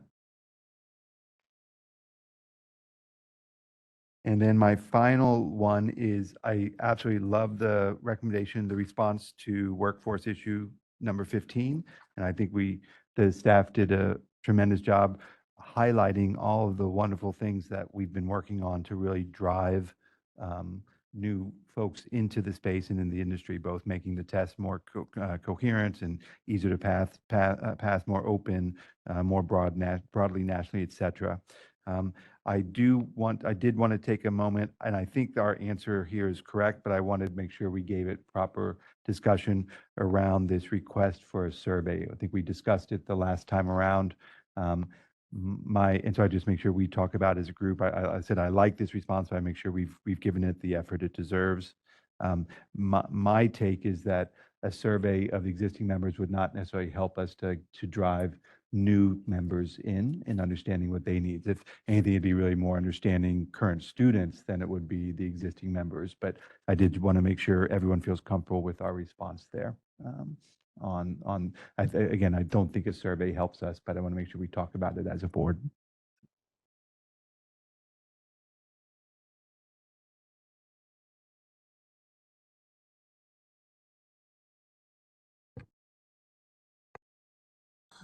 I would concur with that, Mr. Dodgenham. Trying to think how to wordsmith that response. But perhaps if the board agrees with that sentiment, we can direct staff to more finely tune that. But yes, I would agree broadly with that sentiment that at this time that workplace analysis, while interesting, would not necessarily directly improve the workforce supply. Yeah. Brewer. I don't know if it's worth bringing up the fact that the workforce survey would carry a cost, and any costs for things like that might not effectively help us with the problems we face would be detrimental to the funding of the TRF and risk adequate funding of the TRF. Thank you, Ms. Brewer. Great point. And I want to make sure that I'm not ignoring our board members on the WebEx with my poor, with my nearsightedness. Great. Perfect. With that, any other comments or additions, subtractions? Believe we need a public comment first from anyone in the room. Seeing none, do we have public comment on WebEx? This is the moderator, and we are displaying instructions on screen, but if anyone would like to make a comment, you may raise your hand by clicking on the hand icon, or our call-in users may raise their hand by pressing *3. And if you're on a computer or mobile device, you can click on the question mark icon, type the word comment in that text box, and click send. Each speaker will have 3 minutes with a 30-second warning. Are there any questions about the discussion?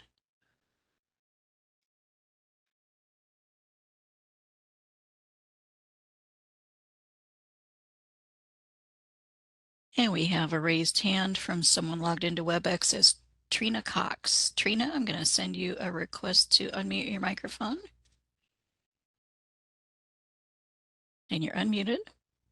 Thank you. I just wanted to point out on the discussion about the change in the pass rates and the number of voice versus steno, that previous to the pandemic, it was in discussion and we did not have voice. So of course you're going to see a rapid increase in voice since it didn't exist previous. So that's kind of apples and oranges.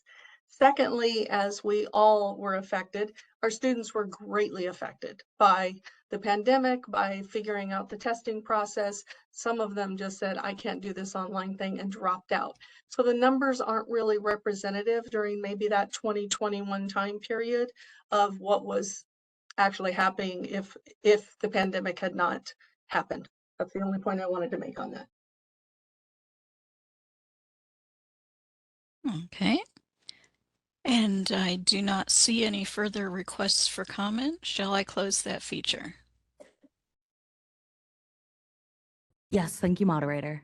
You're welcome. And if I may add, point well taken, Ms. Cox, perhaps worth adding some asterisk to that response, noting that that those numbers were mid-pandemic, and so there's some variation there.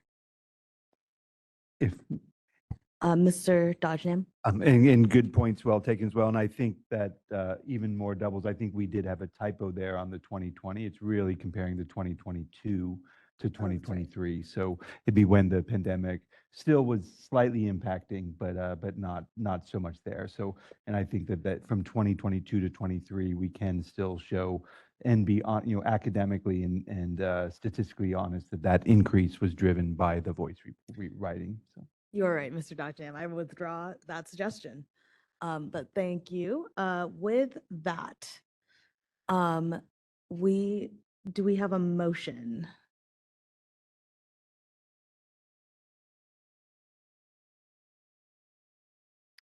I don't know if we have wording for a motion here. I move to approve the draft responses to the background paper as amended and instruct staff to submit it to the legislature by April 14, 2024. Thank you, Ms. Brewer. Mr. Dodgenham? I'll second that motion. Thank you. Ms. Bruning? Okay, public comment. Do we have public comment in the room? Do we have public comment on WebEx? This is the moderator. If anyone would like to make a comment on the motion, you may look for the hand icon and click that to raise your hand. You may look for the question mark icon and click that. Type the word comment and click send. And our call-in users may press *3 to raise their hand. Are there any comments on the motion?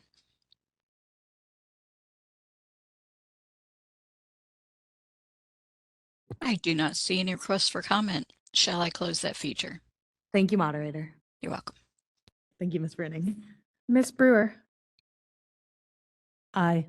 Thank you, Mr. Dodgenham. Aye. Thank you, Mr. Manayan. Aye.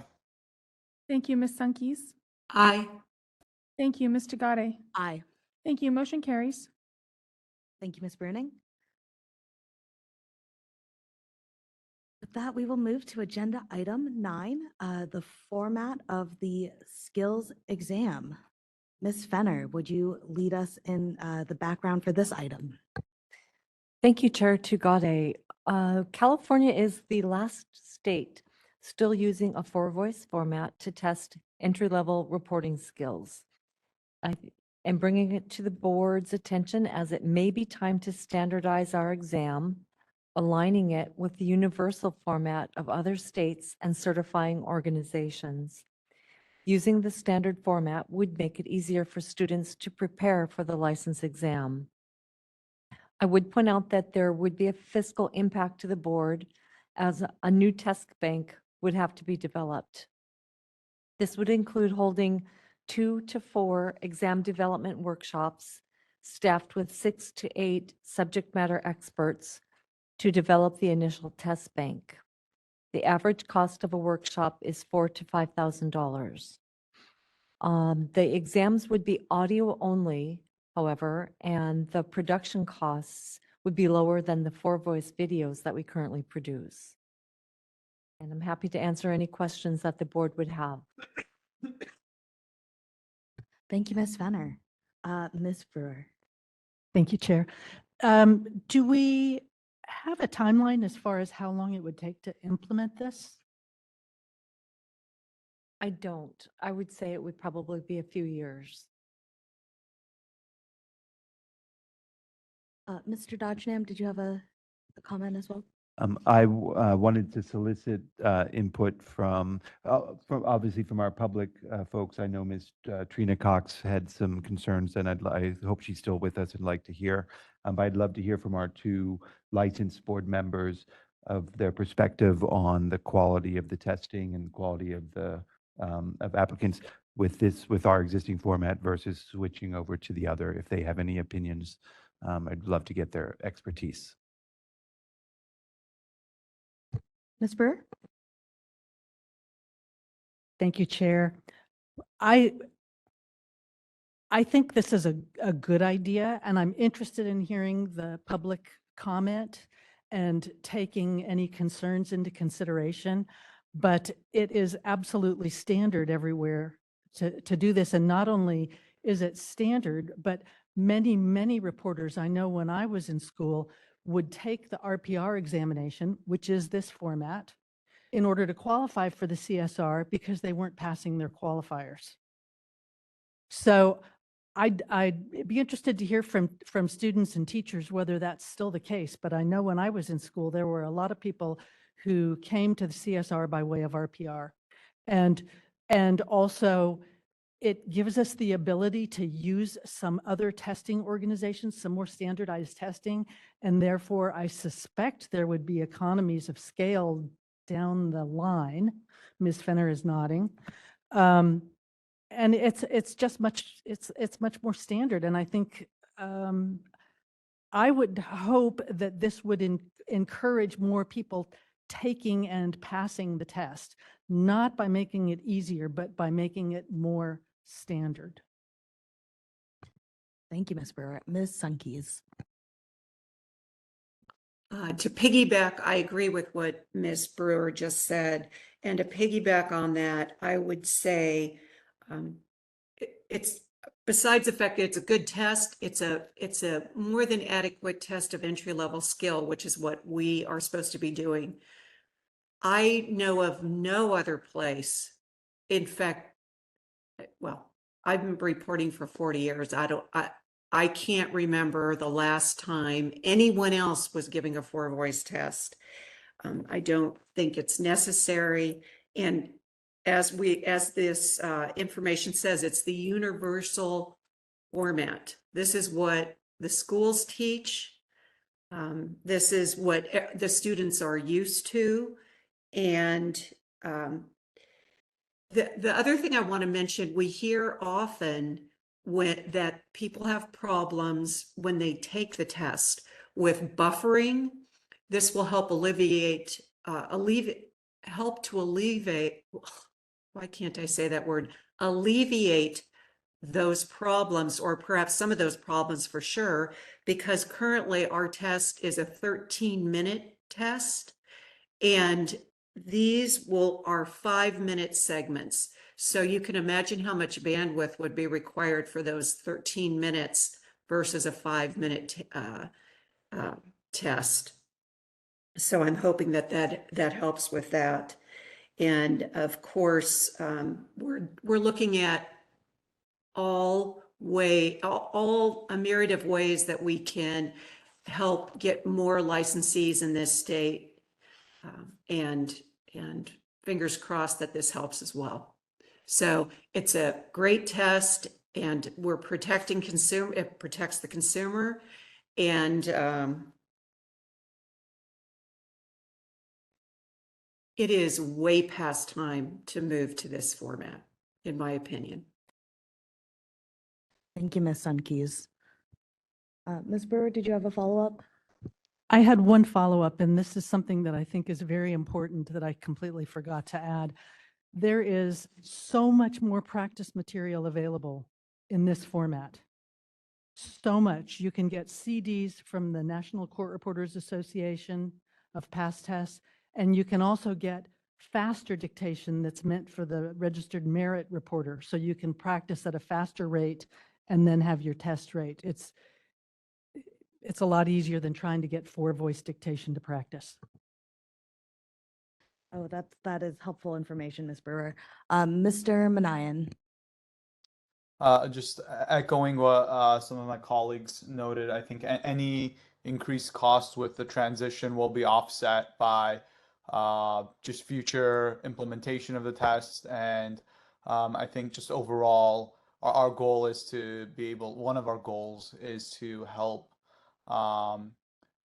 streamline the test taking process. So this having a universal exam format will is germane to that. So support this, and I'm happy to make a motion after public comment is taken. Thank you, Mr. Manayan. Yes, I am also really excited to see so much excitement about this potential change. I'm wary that there is an upfront cost and a lot of upfront work, but again, we're in this really wonderful planning stage with the sunset review, with our strategic planning, and so we have this opportunity to look at the long range. And really look down the road at some not immediate changes, but something that we can really, look to, creating a more sustainable way to go about this. So with that, why don't we take public comment? We would love to hear from our, we'll start with in the room, please.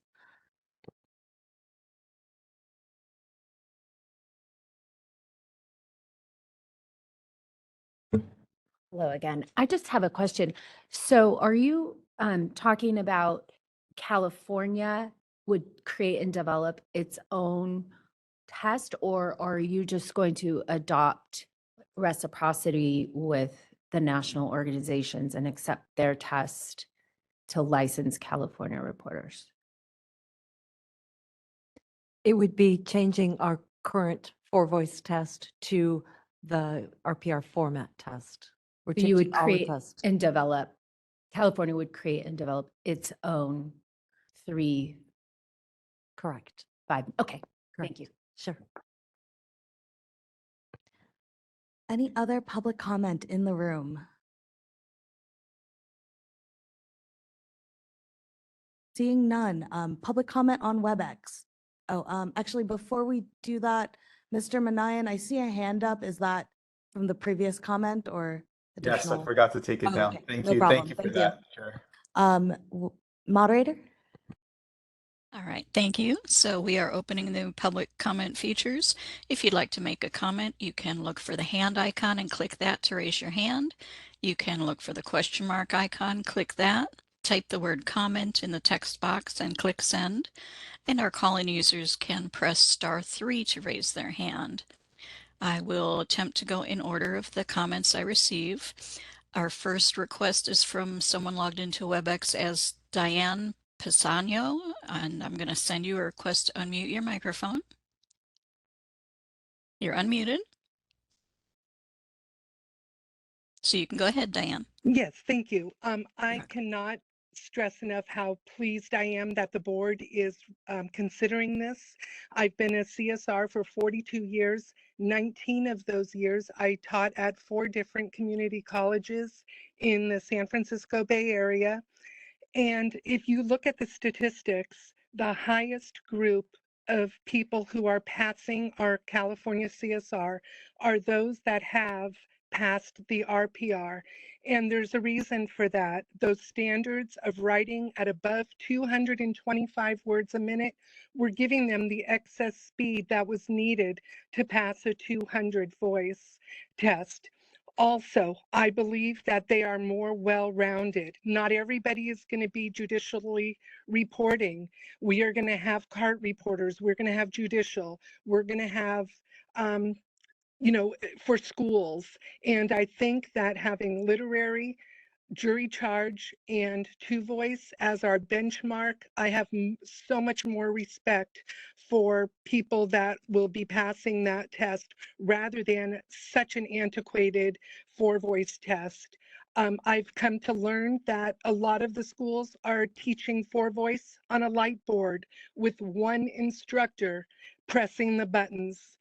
And as Ms. Brewer so eloquently said, there is not enough material for these students to practice. With real-time coach, there's an abundance of material.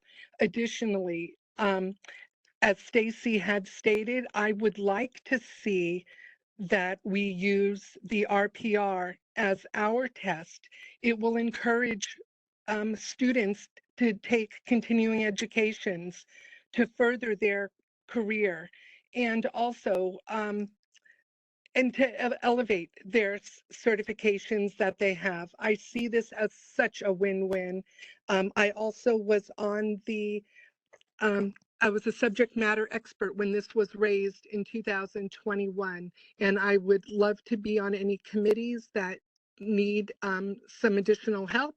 And again, thank you for considering this. I am in 100% support. Thank you. And our next request is from April Williams. April, I'm going to send you a request to unmute your microphone. You'll have 3 minutes. You're unmuted. You can go ahead. Good morning.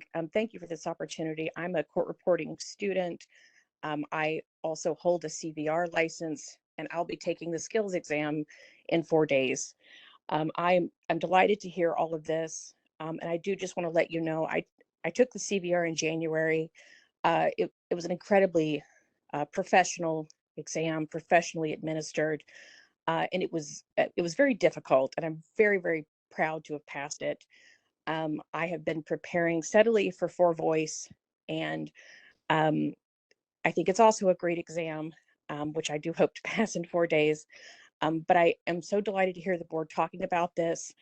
I will say, if this goes through and it does take quite some time to approve, I would like to respectfully suggest that there could perhaps be a couple of tweaks made to the four voice test that might increase passage rates while not at all diminishing the high quality and professionalism required for our reporters. And that would be speaker errors are currently a 5-point error, not a 1-point error, which is also the standard in all other tests. It's just a 1-point error. And also the California test requires a 97.5% accuracy rate, while all of the other tests require a 95% accuracy rate.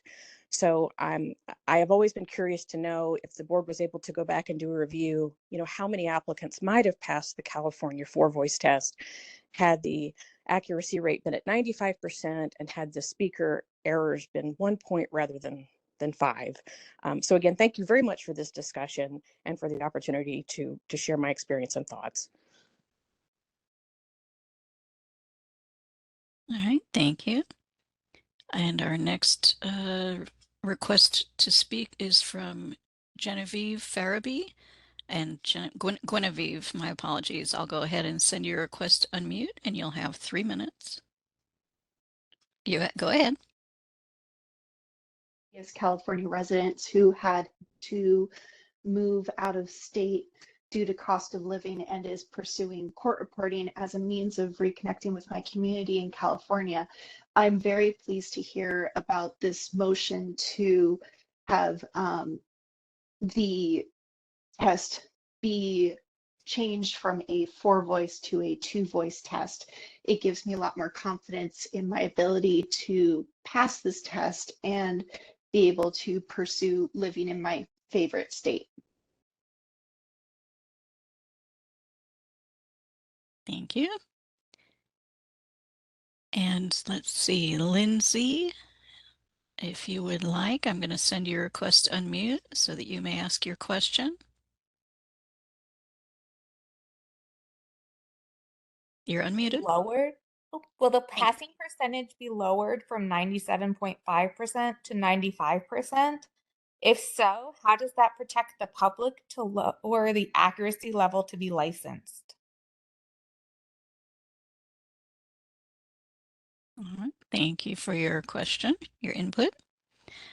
Let's see. Next responses or next request is from Shana or Shanna. I'm going to send you a request to unmute.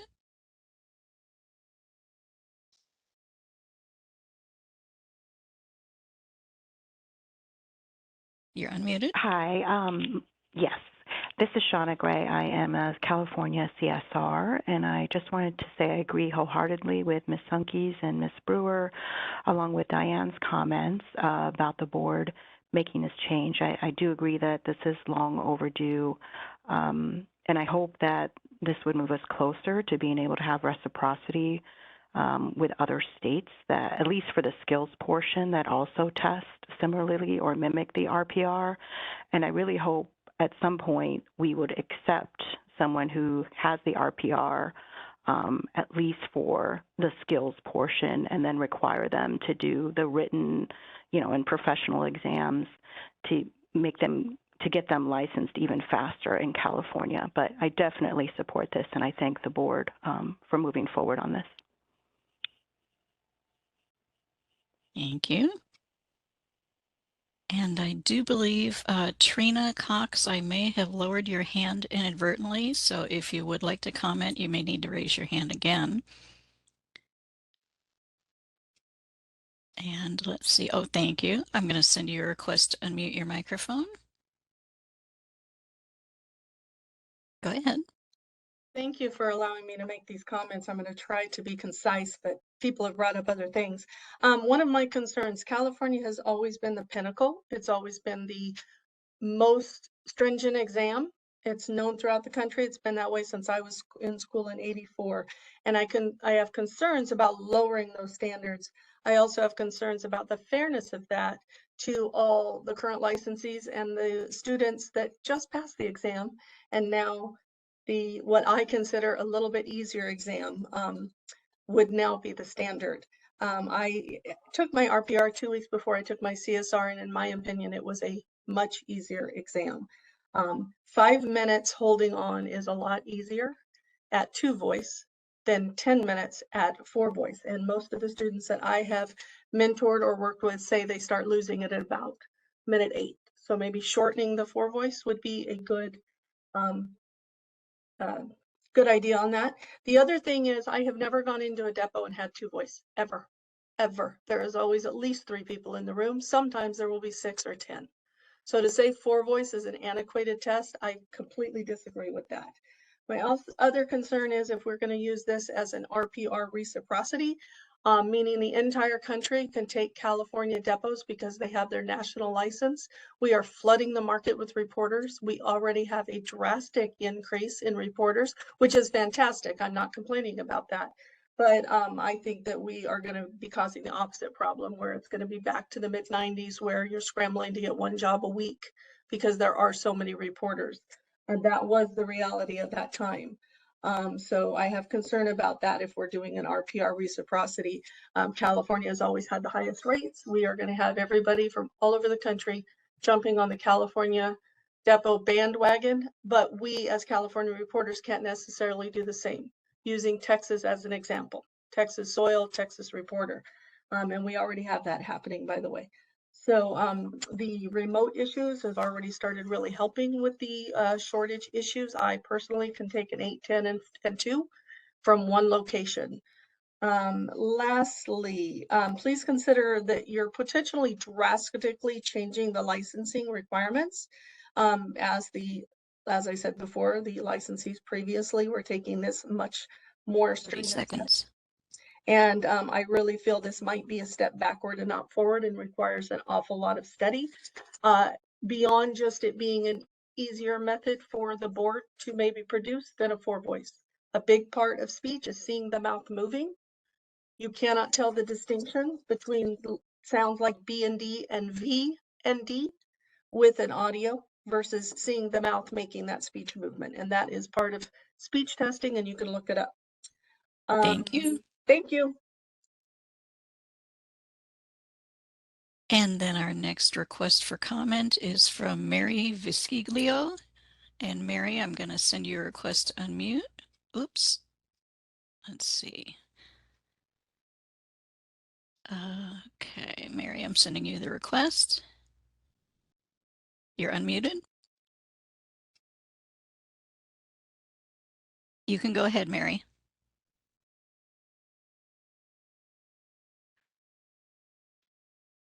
Okay. So Mary Visciglio, if you would like, you can also look for the question mark icon and type your comment into that text box. And at this point, I do not see any further raised hands or requests for comment. Shall I close that feature? Yes, thank you, moderator. You're welcome. With that, I just want to first say thank you so much to all of our public commenters. Your engagement is so important and is, why we host these public meetings, is to really hear your invaluable opinions. So thank you.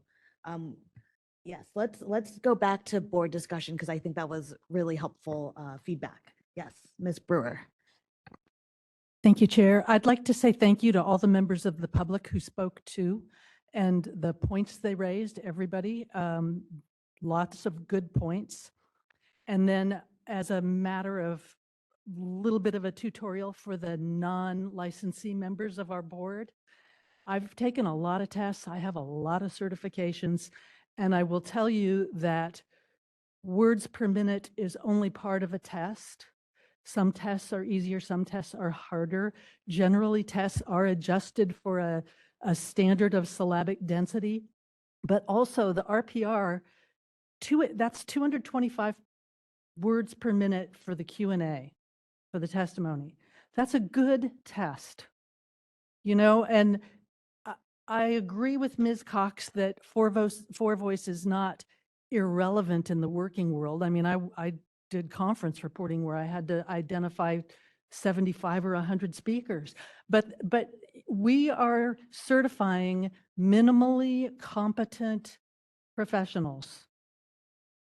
And I do not think that the market is going to be flooded. I mean, that would be a blessing for us, frankly. But if you look at the national statistics for court reporters, our national association is hurting because the membership has dropped so much because there are not as many reporters. We're aging out.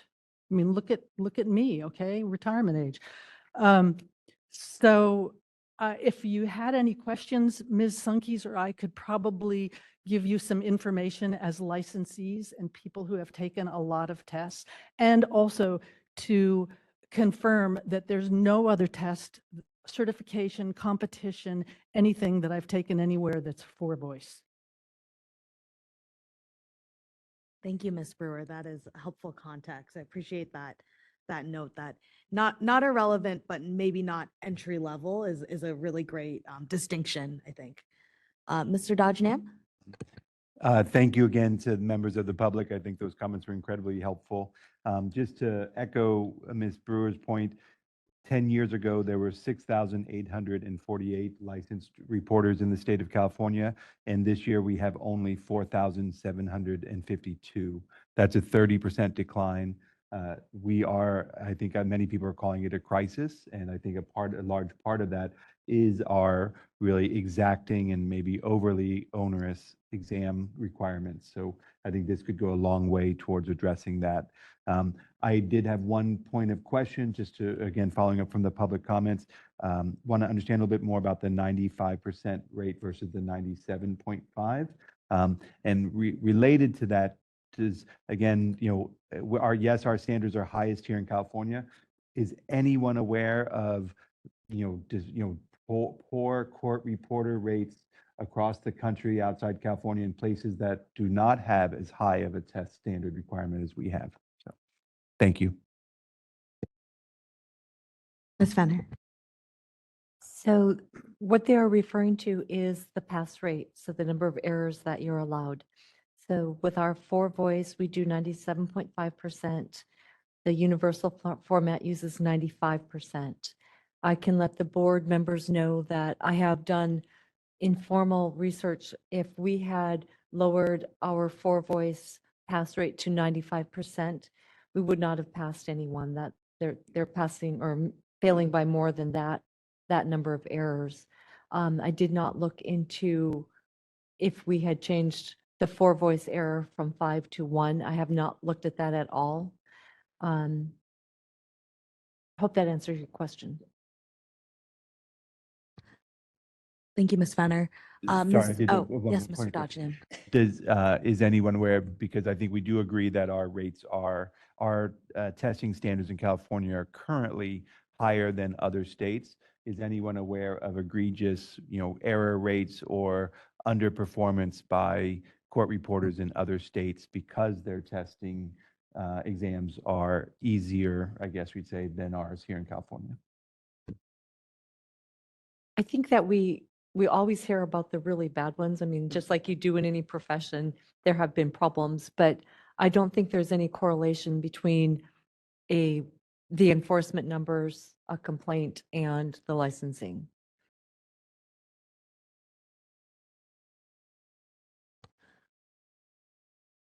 Ms. Sunkeys. Yes, I, like Ms. Brewer, I have all my national certifications, and so I've taken a lot of tests. These speeds are, well, and I agree with what Ms. Brewer said about the syllabic density of the test. So the literary is at 180, but your Q&A test is at 225. So you're getting, and I agree with the first speaker, the public speaker, Ms. Pisano, who talked about you're getting a more well-rounded candidate because they're able to do the literary dictation, the jury charge dictation, as well as the Q&A. So you're getting a more well-rounded candidate. So I in the pass rate, especially after what Ms. Finner just said, but I guess that kind of influenced my opinion, but the 95% pass rate, that's what everybody has with the universal testing format. And so if I thought this was watering down our pool of reporters, that we were lowering our standard, which is entry-level skill, that's what we're testing for. That's what we have been tasked with, is test for entry-level skill. These certainly do not lower those standards. And for the argument that California's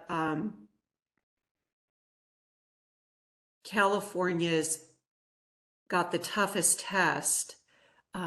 California also, the courts also have a folio rate that they are using. And I just am a firm believer in, just because that's how we've done it is not always the best way to go. So I fully support this change, this format change. And I believe that it will protect the consumers of California. Thank you, Ms. Sunkeys. Mr. Dodgenham. And I'm not sure if I should ask these questions now or if it's more appropriate after we take a vote, but curious if we did agree that to make these changes, it sounds like overwhelmingly that the support is there, but among the public and to try and make these changes to address the severe shortage and crisis in members we have. I'm curious, is there any way to expedite the implementation of this, either in that maybe take the form of using other tests, adopting the other tests, or putting more resources behind this? So again, I'm not sure if that's a better discussion to have after the vote, but I wanted to make sure that's a discussion we make. I can add some information to that in case it helps with your decision. If you were in favor of that, we're a little bit dependent on the response we get for the subject matter expert call. So we would definitely need working reporters to help us develop those tests. I looked into seeing if those tests were commercially available for purchase there or not.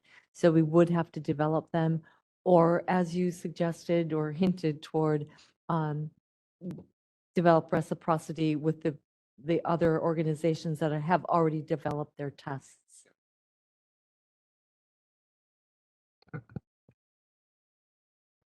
Thank you for those questions, Mr. Dodgham. I think that's a helpful context. I will add to the conversation. I am excited to hear such enthusiasm for moving from 4 voice to 2. I do have some concerns about lowering our accuracy rate, given our charge of protecting, consumers. Just given that that is our highest priority, but perhaps that is a concern that may be tabled for now, given the universal agreement, really, it seems, that we can move forward and full steam ahead, possibly, maybe even expedited, ideally. Since, this is really, as so many of our court reporters and our licensee members have stated, is long overdue. So with that, do we have a motion?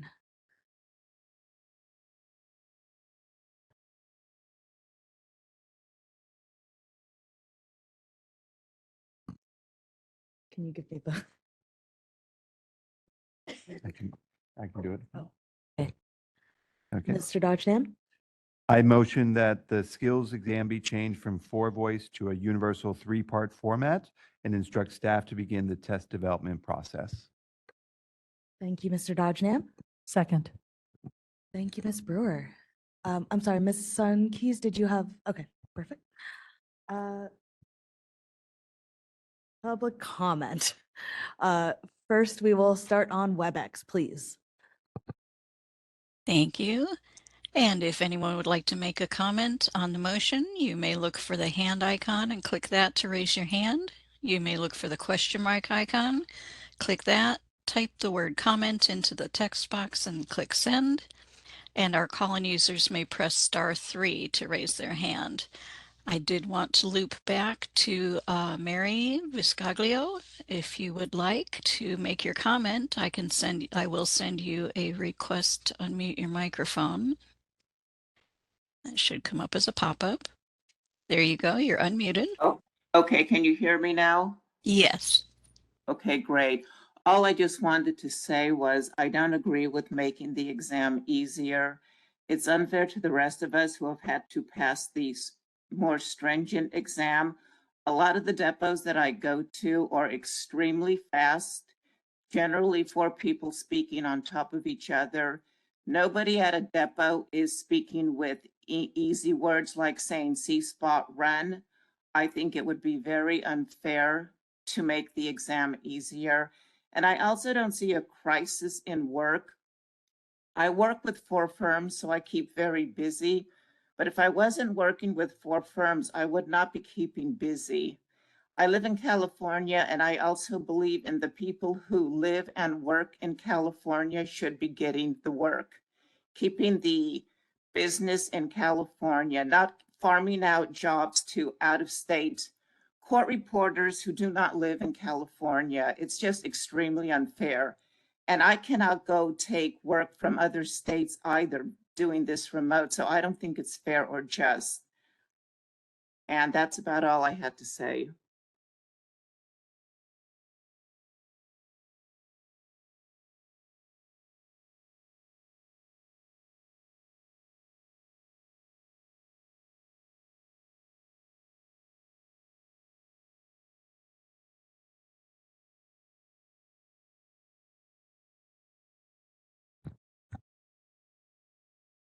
Moderator, are you available?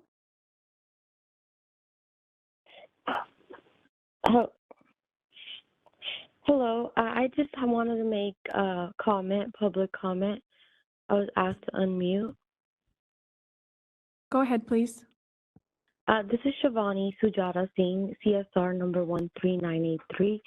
I just wanted to say that in regards to this changing the testing, since it is online, what if we're able to give them the option to either do a four voice or this new new one. That's all.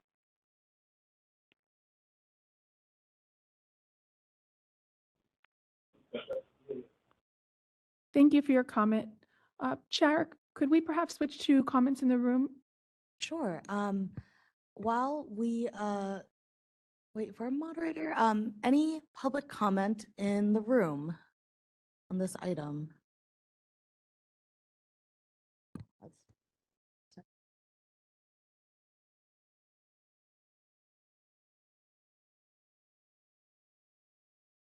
We're just having technical difficulties. If you could bear with us a moment, please. I believe our moderator is back with us. Yes, thank you for your patience. Thank you. With that, moderator, is there any additional public comment Yes. on WebEx? Thank you. There is. Certainly. Our next commenter is Linda Lawson. Linda, I'm going to send you a request to unmute your microphone. Then you'll have 3 minutes. You're unmuted. This is Linda Lawson. I'm a court reporting instructor at West Valley College and have been teaching court reporting for many years. And I completely support this switch to the testing format, but I would hope that schools would not de-emphasize teaching multi-voice, because even our entry-level students going into the field will need this skill. That's all. Thank you. Thank you. And our next request for comment is from Jean Kim. Jean, I'm sending you a request to unmute. You're unmuted. I wanted to make a quick comment. I am a working licensed reporter in the state of California, CSR 13555. I don't necessarily agree with the switch to the 3 RPR formatting test. And that's because I believe that as a working reporter, a 4-voice exam is a more accurate reflection of a work setting, whether a court reporter is employed in a court or working in freelance, and whether in California or in any other state. I think just one thing to keep in mind is that one of the most important aspects of having a live court reporter is the ability to discern which speaker is speaking when, and a 4-voice exam more accurately reflects entry-level work skills in a real-life setting. A jury charge is not necessary. A jury charge and a literary skills exam is, I think, an academic exercise because it's not necessarily reflective of what a working reporter is going to see in one of the first years of their job, taking depositions or in court proceedings. And so while I understand the move to an RPR format, I just would urge those makers of the testing to keep in mind that it may not reflect exactly what the working atmosphere would be for an entry-level reporter. Thank you. Thank you. And our next commenter is Shauna. I'm going to send you a request to unmute. You're unmuted. Hi, thank you. Thank you very much. Just wanted to comment that I support the motion, and just wanted to say quickly that this will allow our students to focus on one exam. I think one of the commenters earlier said that during school you're kind of focusing on 2 different exams, possibly the RPR and also the 4-voice. With this, they'll be able to focus on one and hopefully be able to get licensed and start working. I also wanted to mention that our courts in California are in dire need of licensees. And those are people that work in-house, in person.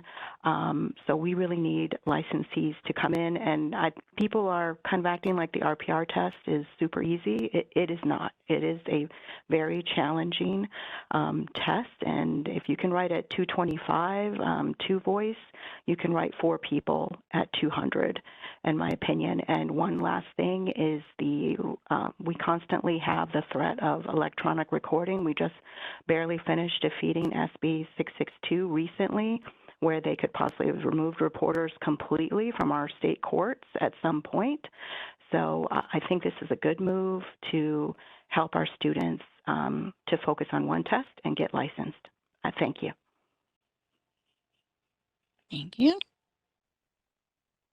And our next commenter is Trina Cox. Trina, I'll send you a request to unmute. Thank you very much. I just want to briefly say I completely agree with the comments made by Mary Visiglio and Jean Kim. They are 100% correct, especially on Mary's comment about the out-of-state reporters, which I had also voiced. It is a problem. I'm also very surprised that a vote is being taken on this matter because it is such a huge matter.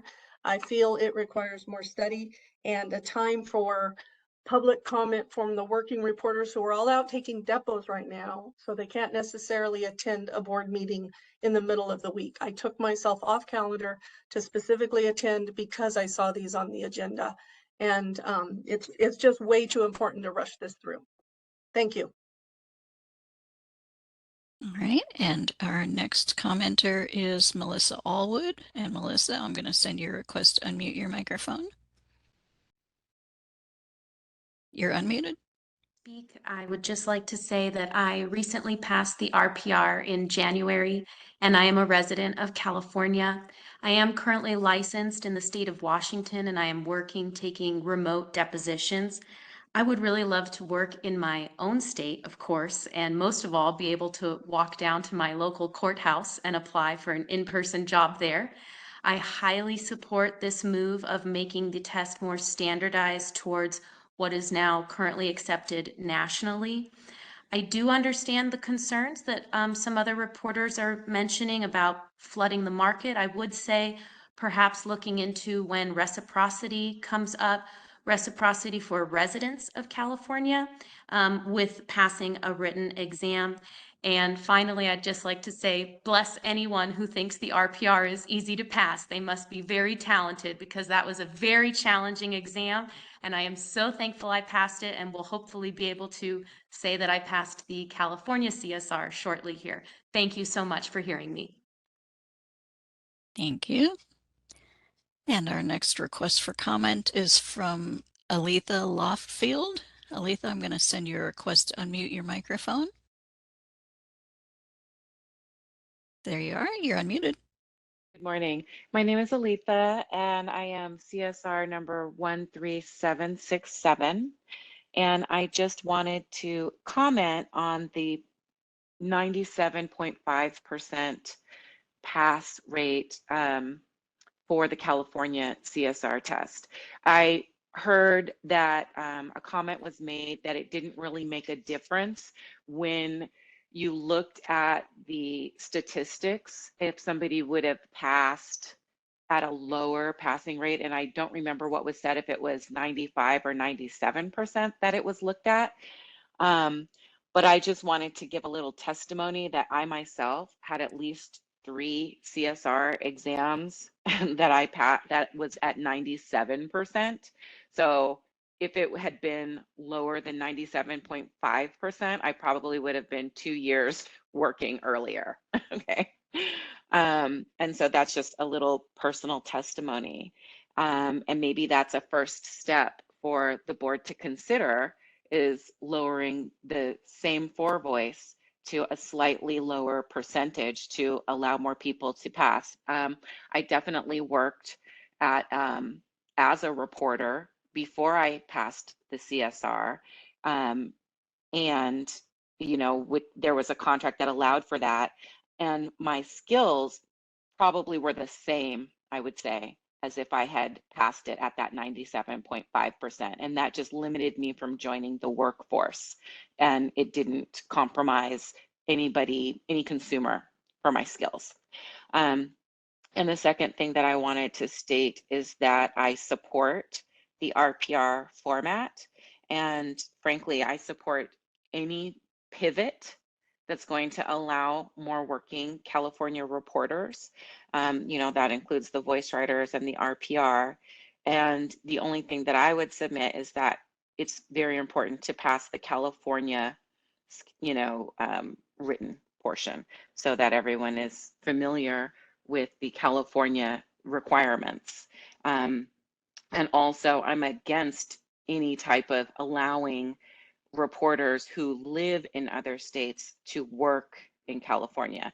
Our rates are different, our cost of living is different. But 30 seconds. But reciprocity, as far as coming into California to work, would be a wonderful thing. And if we could do something along the lines of, hey, you can work here for a year while you're passing your California portion, written portion, would be something that I think would be a great consideration. Then that's it. Thank you so much for your time. Thank you. And I do not see any further requests for comment. Shall I close that feature? Yes, thank you, moderator. You're welcome. And I will do one last call for public comment in the room. Okay. Seeing none, Ms. Bruning, would you take the vote, please? Thank you, Ms. Brewer. Aye. Thank you, Mr. Dodgenam. Aye. Thank you, Mr. Manayan. Aye. Thank you, Ms. Sunkis. Aye. Thank you, Ms. Tagare. Aye. Thank you. Motion carries. Thank you, Ms. Bruning. And with that, I believe we are just at 12, just about. And so we will pause here for a lunch break, 1 hour. So we will come back. Nope. Sorry, hour and a half. I apologize. So we will be back here at 1:30.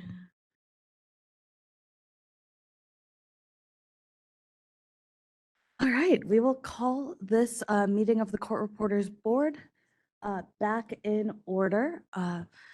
With that, we will reestablish the roll. Ms. Bruning? Thank you very much, Ms. Tagare. Present. Ms. Tagare. Apologies, present. Thank you, Ms. Sunkis. Present. Thank you, Ms. Brewer. Present. Thank you, Mr. Dodgenam. Present. Thank you, Mr. Manayan. Present. Thank you. Quorum reached. Thank you, Ms. Bruning. Let's move to agenda item number 10, which is our license and certificate reciprocity. This is an update to where we are with the reciprocity process with NVRA's CVR certification. Ms. Fenner, can you give us a status report?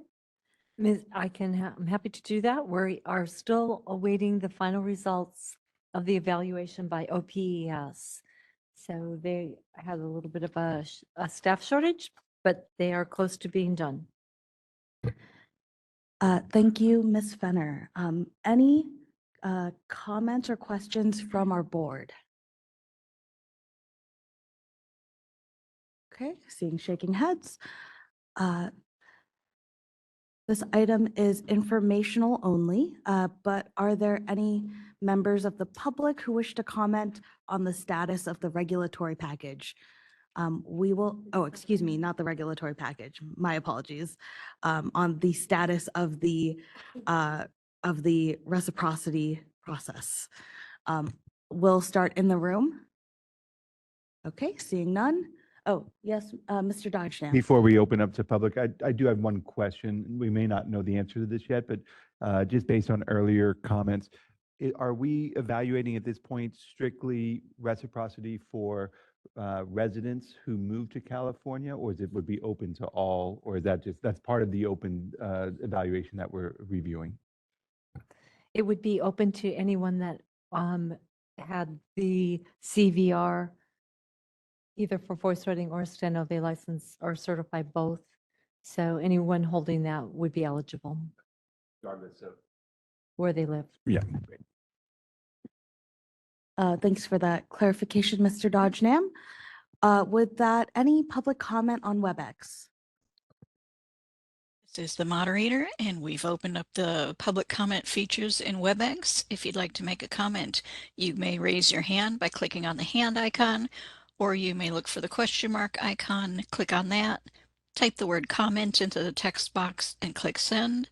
And if you are a call-in user, you may press *3 to raise your hand. We do have a request to comment from Janine Morphus. Janine, I'm going to send you a request to unmute your microphone, and then you'll have 3 minutes with a 30-second warning.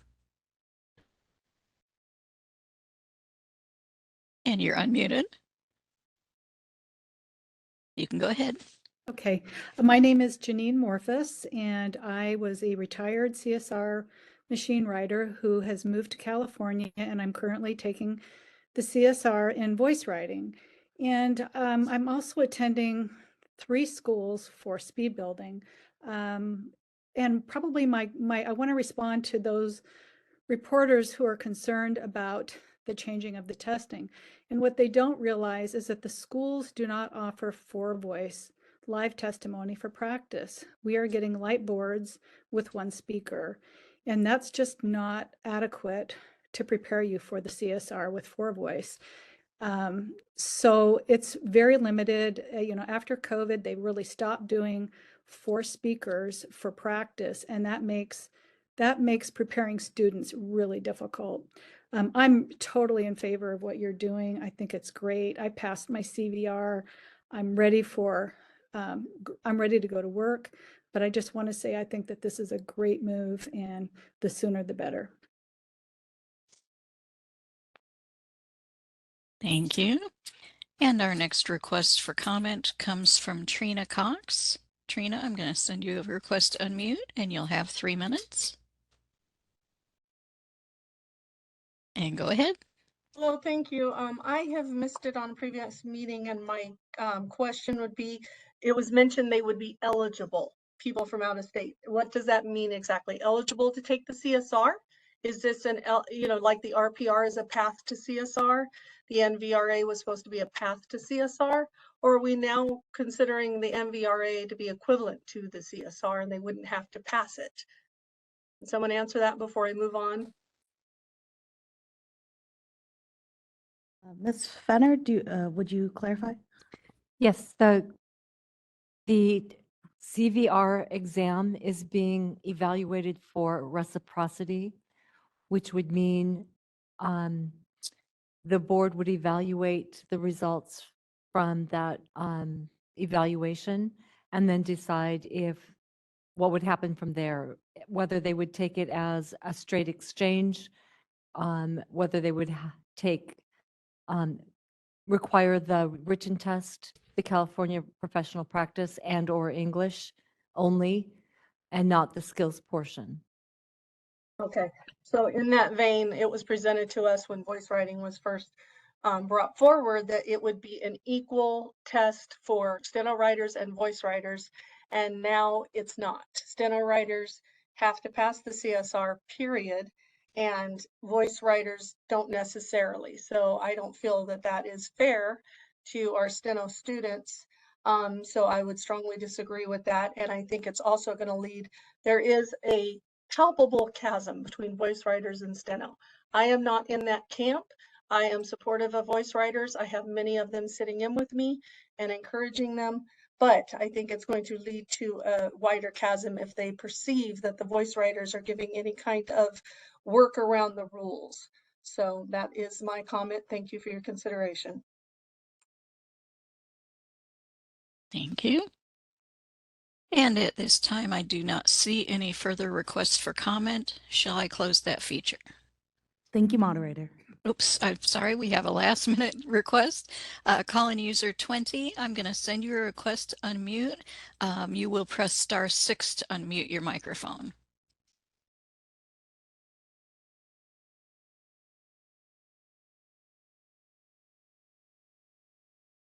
Great, you're unmuted. You can go ahead. Call-in user 20. Oh, can you hear me? Yes. Oh, okay, Yes, you can so go sorry ahead. about that. That's okay. I am just jumping on from the break, and so I'm assuming we're talking now about the CVR reciprocity topic. I did want to catch everyone before this passes and just voice my opinion and my thoughts on that, being that I am recently certified as a CVR. Of course, I wanted to just mention that but I know that there's a concern between machine writers and voice writers, and there's been some conversation happening throughout the morning and now that there could be a chasm, and there is, unfortunately, but I think that we're all working toward bringing that together. In the topic of the CVR reciprocity, I just want to say that I do think that if we are going to allow CVR reciprocity, that it would also be the RPR reciprocity as well. I do think that's only fair. And then there was a topic earlier about, you know, maybe allowing it only for Californians, maybe only allowing it for people who reside in California. I am born and raised in California, recently left California, personal reasons really, but still love California, would love to work in California. And for the sake of California, if there is such a deficit in reporters, why not? You know, why not allow people outside of California also to participate in that? Because it's not just in-person litigation that's happening, there's remote litigation happening too, and I don't see litigation slowing down anytime soon. If not, if anything, it's probably increasing. So I just don't see it as being something that would hurt the community as a whole. If anything, you know, we're wanting to grab arms with voice writers, grabbing arms with machine writers, and just kind of, you know, taking this whole thing on together, and we're excited. So I know I'm ready as a CVR certified court reporter. I've already got my application in there to take the test. So however that happens, I am fully in support of the CVR reciprocity. Thank you so much. Thank you. And we did get a couple more raised hands. Next raised hand is from Jean Kim. Jean, I'm going to send you a request to unmute. You're Thank you unmuted. very much. Thank you. I believe, again, machine shorthand writer here in the state of California, I believe that this discussion regarding the CVR reciprocity should be tabled until there is an equal opportunity for reciprocity for the machine and steno writers in California. As in the previous action item with respect to changing the steno certification exam to an RPR format, I believe that will make it a little bit easier to discuss reciprocity with other states where they have the similar RPR format regarding certification of shorthand reporters. And then we could talk about reciprocity for the machine shorthand writers as well. And if we are making the two sets of reporters in either method and having the ability to have reciprocity between other states, then I think it might be a better opportunity to table this discussion until at a later time when the two different sets of writers can have the same opportunities available to them. Thank you. Thank you. And our next commenter is Tara Okana. Tara, I'm going to send you a request to unmute. And go ahead. Can you hear me? Yep. Okay.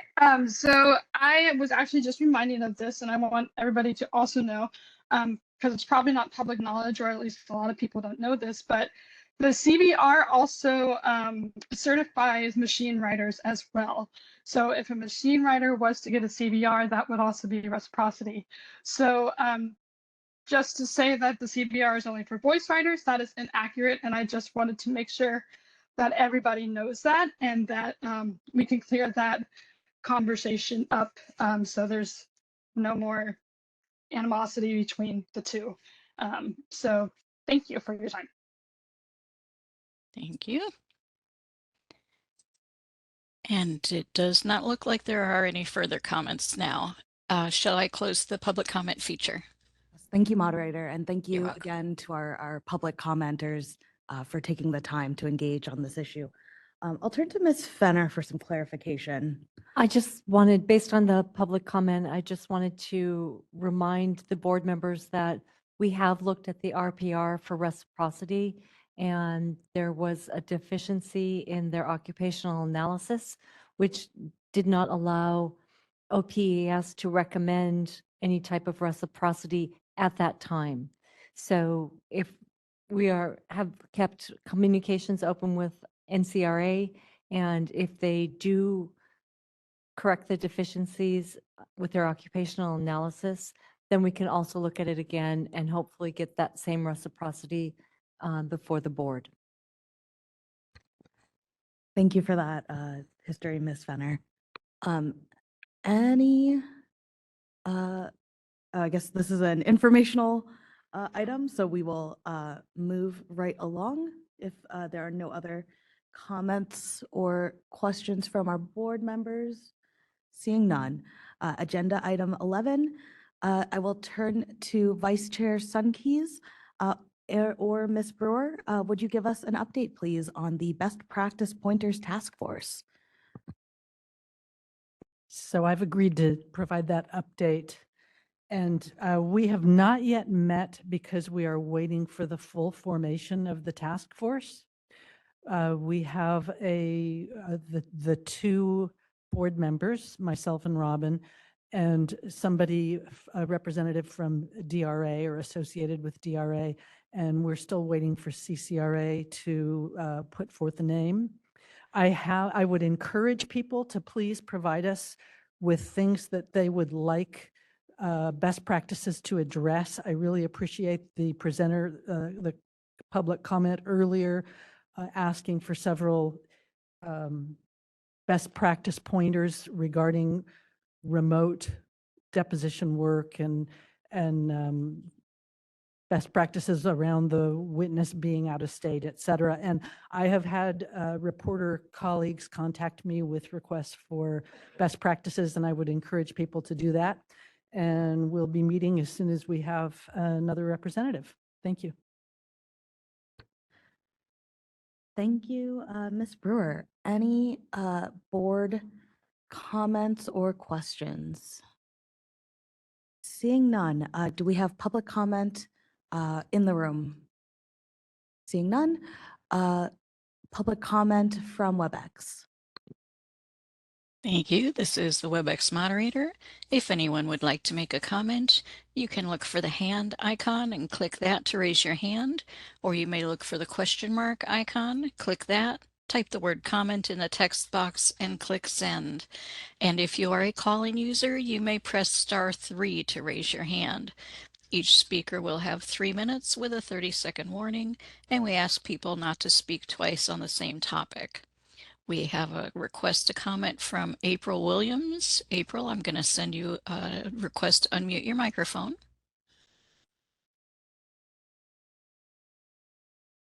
Go ahead. Good afternoon. On the topic of best practices, sort of related to that, with regards to the best practices currently on the website are a really terrific primer for preparing for the professional practice exam.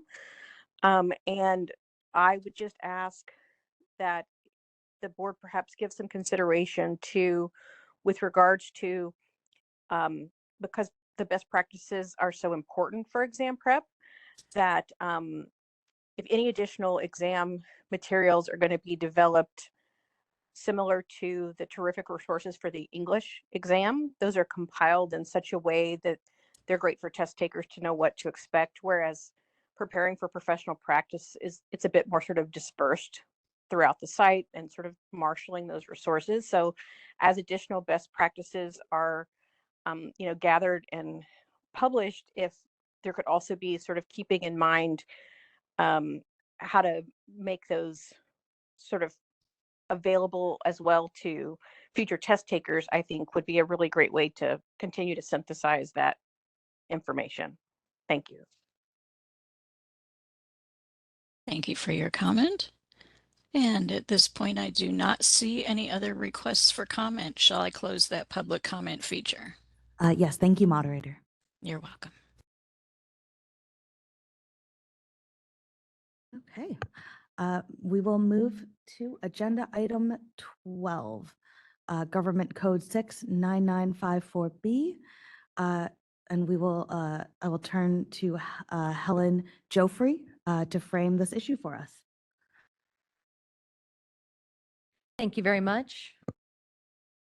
Staff received requests to discuss Government Code Section 69954, Subdivision B, specifically the term computer readable format for transcripts.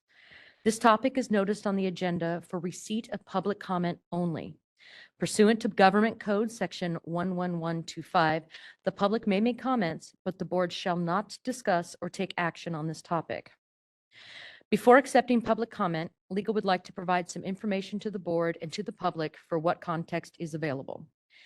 Based on the reasons cited for this topic, licensees seem to suggest that the statute references old technology, so the provision that computer-readable copies shall be 1/3 the cost of paper copies is moot or obsolete.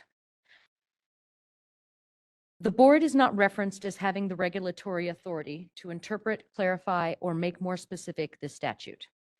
Further, legal notes that this law is not ambiguous to the California entities that have applied this law in the last few decades to technology changes that have occurred since 1994. This includes not only the board, but courts that have ruled on this statute and the Attorney General's office, who represents the state of California in litigation. The Attorney General's office is additionally the entity that pursued the adoption of this statute to relieve costs upon taxpayers and to protect the interest of the public and litigants. Statutory interpretation follows certain guidelines. First is the plain language of the statute. The statute says computer readable format. The statute does not specify any particular medium of computer readable format or specifically reference a disk. The legislature has specified disk in legislation before and could have done so here. A previous version of Code of Civil Procedure 271 permitted the use of specifically disks for transcripts. It has since been amended to require transcripts in electronic form rather than disks. This indicates a preference of the legislature to require the use of computerized transcript technologies in more general terms. A general understanding of the words in this statute would also not support a limited interpretation. A public person or litigant reading this statute today would not understand it to reference a disk or other specified medium. When a term is not codified as having another meaning, both the public and lawmakers or courts use the dictionary definition of the term to apply it. Here, the term computer readable means information or text able to be understood by a computer. This would include disks, thumb drives, emails, PDF, Word documents, internet websites, and any other electronic communication processed through a computer. Using a contextual analysis for statutory interpretation, Subdivision A provides that Section 69954 applies to transcripts prepared using computer assistance and delivered on a medium other than paper. This context is consistent with the general and dictionary understanding of computer readable in Subdivision B. Reviewing case law, courts have applied Section 69954 Subdivision B to PDFs without objection or confusion. This indicates that medium is not limited to even physical mediums. The legislative history mentioned disks as the commonly used medium of the day in 1994, but the intent of the Attorney General's office was to request, and legislative intent was to ensure that litigants do not pay the same price for a computerized copy of a transcript at the same rate as a paper copy. Finally, the board has the statutory duty to apply the interpretation that best benefits the public and litigants and furthers their right of access to the court system. This board does not have the authority to clarify or make more specific this law through regulation, and therefore this matter is not noticed for discussion or action. However, this board does have an interest in allowing the public to comment on items relevant to its jurisdiction. Therefore, the public may comment on Government Code Section 69954 at this time. If there are no questions from the board, Chair Tagade may open the matter for public comment. Thank you so much for that very comprehensive overview, Ms. Joffrey. With that, do we have comments or questions from the board? I see a hand from Ms. Sunkees. Can we get a copy of what was just read by Ms. Joffrey, please? It was a lot of information. It was technical, and I would really appreciate it. I do not know if I can provide that. I do not believe I can provide it publicly. I can see if I can provide it to you individually. However, because it is essentially attorney notes, we'll have to research that. But is there anything in particular you would like me to repeat? Did I read it too fast? Is there anything, a specific Well, question?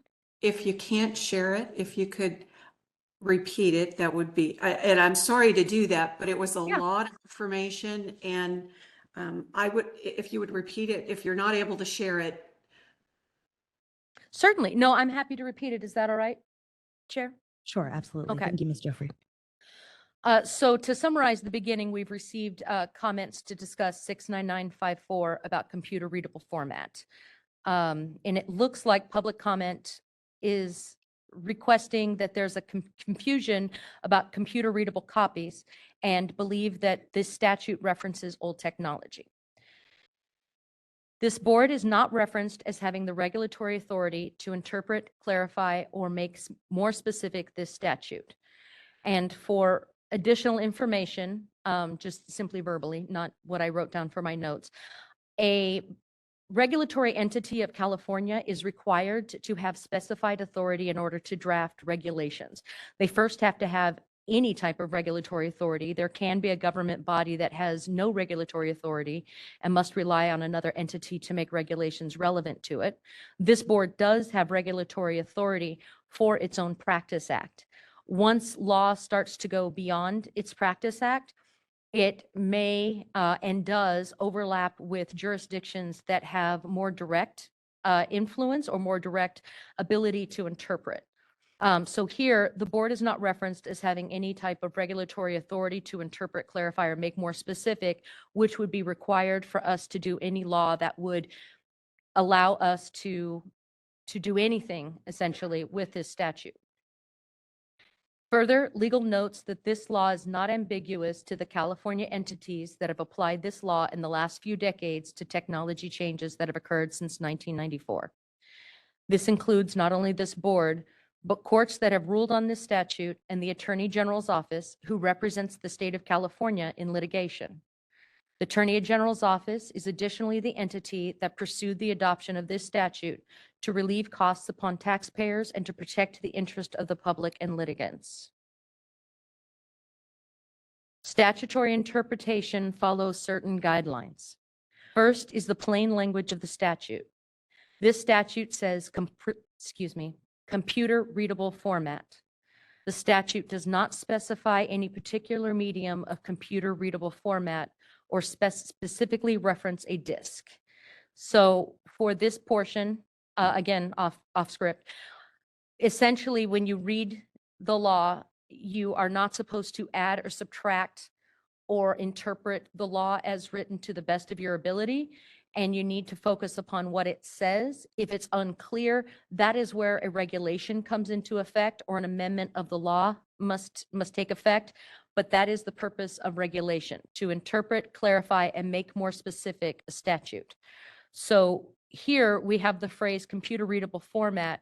We cannot read in the term disk, and as we'll see in a moment, interpret computer readable format to equal disk. And the legislature has specified disk in legislation before and could have done so here. A previous version of Code of Civil Procedure 271 permitted the use specifically of disks for transcripts. It has since been amended to require transcripts in electronic form rather than disks. So now disks, which was originally in the text of the statute, has been omitted, and the original 271 was a preference for electronic, but not a mandate. There is now a mandate for electronic versions with a few exemptions for the mandate, but now they are moving to a mandated electronic process.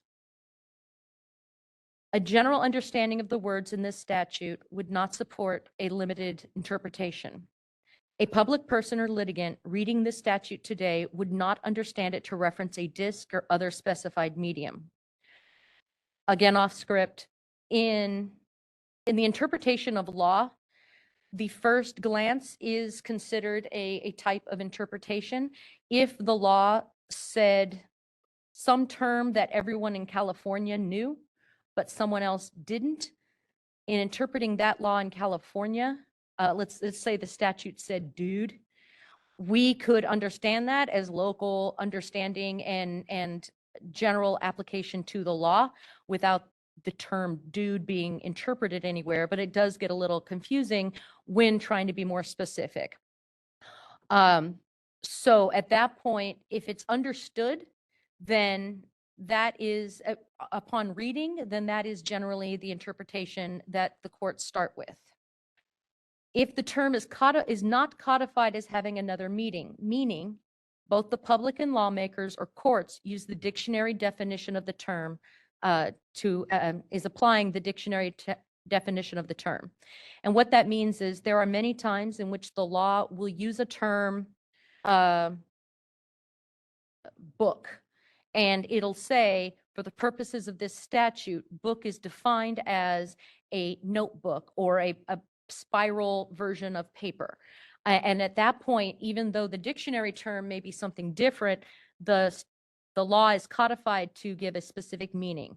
When there is no specific meaning that's codified, then the dictionary definition is used.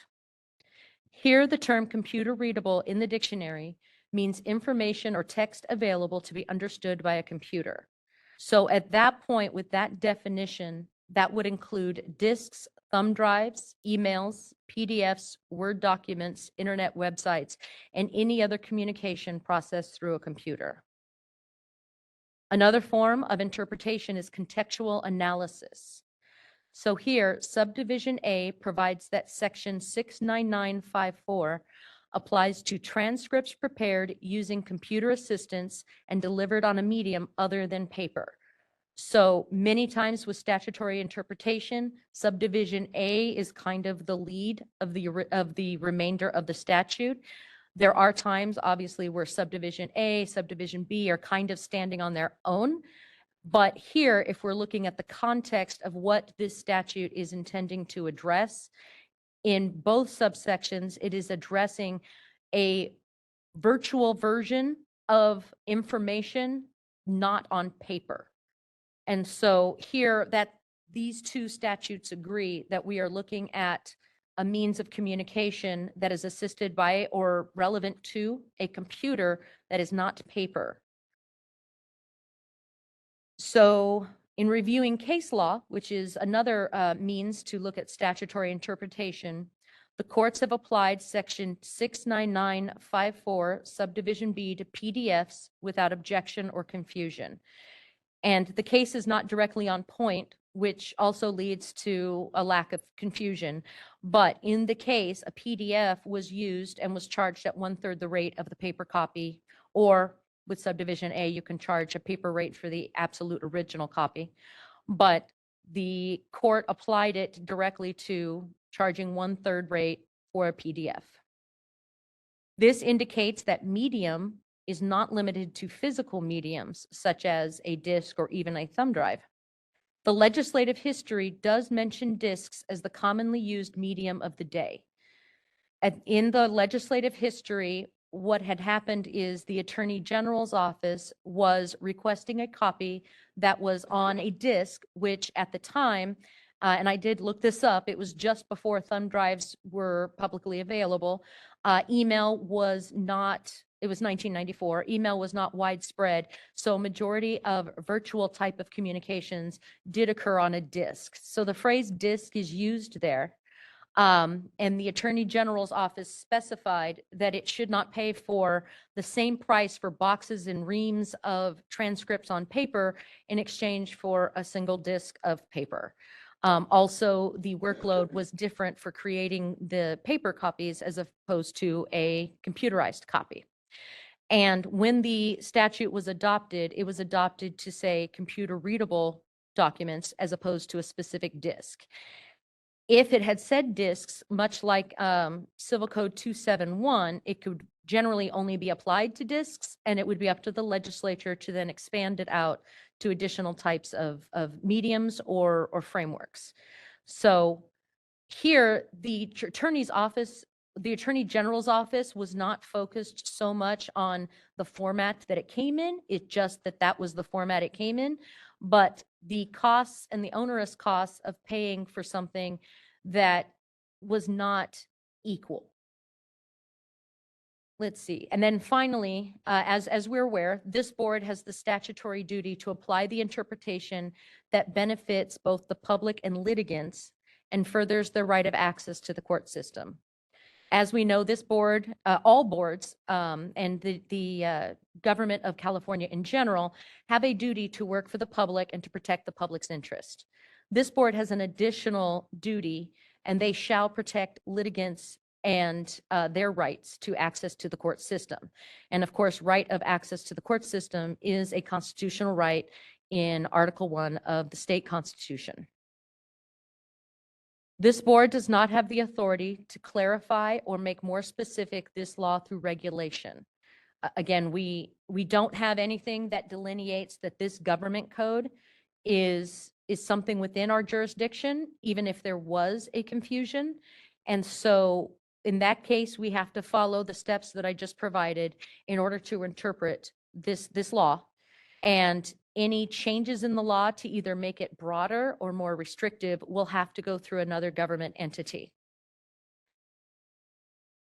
Because this board is unable to perform any type of clarity or more specificity for this type of statute, this matter was not noticed for discussion or action. However, this board does have an interest in allowing the public to comment on items relevant to its jurisdiction, and therefore we set this matter for public comment at the public's request.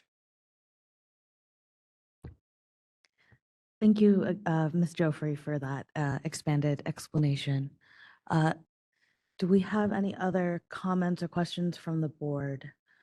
I see a hand from Ms. Sunkis again. I just wanted to say thank you very much. Thank you for taking the time and going through that again, because it's much clearer to me, and I appreciate it. Absolutely. Thank you for asking. Thank you, Ms. Sunkis. Other comments or questions from the board? Okay, we will move to public comment. We will start on WebEx, please. This is the moderator, and I'm happy to entertain comments on the statement provided. If anyone would like to make a comment, you may raise your hand by clicking on the hand icon, or you may click on the question mark icon, type the word comment in that text box, and click send. And if you are a call-in user, you may press *3 to raise your hand. Are there any comments on the discussion? And we do have a request for comment from Diane Pesano. And Diane, I'm going to send you a request to unmute, and you will have 3 minutes with a 30-second warning.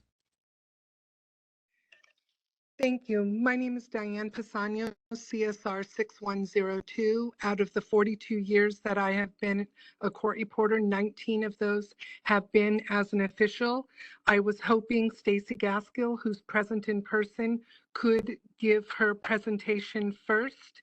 I don't know if I can save my comments until after she gives her presentation. Would that be appropriate? We can't yield time, but I don't want to yield my time, but I would appreciate it if she could be heard first. We can let the chair decide. Typically, it is traditional for the public comment in person to go first. And if that appears to be something that makes more sense for this commentary procedure, we can do that. However, the chair is totally within her power to accept this comment the one and only time and go from there. What has the chair determined? Thank you, Ms. Pisano. I'm happy to entertain that. Ms. Gaskill, if you're Thank you. ready. Yeah, sure.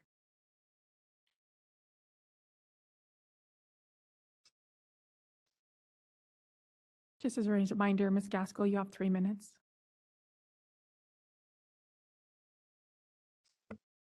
I was worried you were going to say I had 3 minutes. I've spent a lot of time preparing comments, so I was just hoping I could have maybe slightly more than 3 minutes if I do happen to go over. I apologize. Unfortunately, we want to make it fair, and so unfortunately, that is sort of, we've set the time at 3 minutes, and so we'll ask you to keep it to that. Okay, I will try. But please, if you have written comments for the board afterwards, Mhm. please do share it with our staff afterwards. In writing? I can submit something in writing? Yes, you're very welcome to. Oh, I didn't realize that. Okay. Okay, so I'm just going to read my comments and see what happens. So you know who I am, so I'll skip that part. At the last board meeting, I and several colleagues requested to be placed on a future agenda regarding the staff's interpretation and application of Government Code Section 69954 subsection B. And so we'd like to thank the board and staff for allowing us to be heard today. I would like to emphasize nothing in my comments relate to a pending complaint. And I'm not here to ask this board to change any previous decision that was made by the enforcement officer. I'm just here to ask this board to examine the board staff's interpretation and future implementation of Government Code 69954B. In December of 2022, a consumer filed a complaint with the board claiming reporters were overcharging for copies of transcripts on appeal. Board staff found in favor of the consumer, citing Government Code Section 6995554B when calculating the cost for a second copy. The code section cited by board staff is only to be used when calculating the cost for a second copy when the second copy is in computer readable format as an accompaniment to a paper copy. And so I'm just going to skip right to my demo here because for lack of time. So if these, I'm an appellant. I filed an appeal. I must purchase 2 copies of a transcript. This one goes to the Court of Appeal. This one stays with me. There is no differentiation in cost between these 2 transcripts. They are both copies. Where 69954 subsection B comes in is when, in addition to my copy as the appellant, I want a disk, a floppy disk, or PDF. So I am retaining both of these. This one is at a discount, 1/3 the copy cost of this. That is the intent. 69954B was not enacted to differentiate between paper and a disk. 30 seconds. Thank you. It was not. It was to give a discount to the appellant or anybody purchasing a first copy and a second copy in computer readable format, which could be a disk or any form of electronic copy. It doesn't matter. You're getting a discount for 2 copies to the same person. I have a lot more comments, but I think that that is the best way to explain it. And thank you so much for your time today. Oh, if I have a second, I just want to say, reiterate that we're not here to ask the board to change anything. We're just asking for an analysis interpretation of the code sections that I presented here today, a reanalysis. Thank you. Thank you, Ms. Gaskell. Seeing no further public comment in the room, moderator, can we go back to our WebEx public comment? Certainly. So at this point, we will go back to Diane Pisano. And Diane, I'll give you 3 minutes. Let me send you your request to unmute. There you go. You're unmuted. Thank you so much. I appreciate the extra time. I want to say, as vigorously as I supported the board regarding the way the testing is going to occur in the future, I am vigorously opposed to the way that they are interpreting this code section. I am 100% in support of Stacy's comments. I've done extensive research from as far north as San Francisco to as far south as San Diego County. And officials in this state are charging as we charge currently. There is not one reporter that is interpreting it the same way when we file an appellate transcript as officers of the court. We are signing under penalty of perjury that everything that we have put down is true and correct. There's not one reporter in the state of California that would ever jeopardize their license, that this has been a complete and utter shock that this is the way this government code section has been analyzed. I would appreciate further looking into this, and I look forward to any discussions that we may have with the board in the future. Thank you so much. All right, thank you. And our next WebEx comment is from Jocelyn Fakuri. And Jocelyn, I'm going to send you a request to unmute, and you'll have 3 minutes with a 30-second warning. You're live, go ahead. CSR number 11420. And I have been an official court reporter for 24 years. And I've always billed as Stacy has mentioned. I wholeheartedly agree with her interpretation of the government code. It is a copy. The PDF format has just now been made available as an easier way for people to view it on their computer. But there are many litigants, many attorneys that actually prefer a paper copy, and we are giving them a paper copy, and there is no differentiation between a paper copy or the PDF. It is a copy. So I absolutely agree with Stacy's comments. Again, all my colleagues bill the exact same way as I do. I have been billing this way for 25 years. And this would just be just horrible to our profession. So those are my comments. Thank you very much. Thank you. And at this time, I do not see any further requests for comment. Shall I close the public comment feature? Yes, thank you, moderator. You're welcome. Other comments or questions from the board? Ms. Brewer? I do have a question. My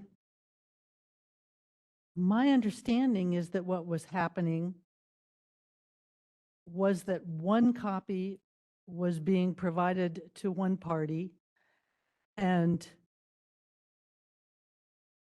an attorney, another party was buying a copy as a computer file, computer readable format, and that the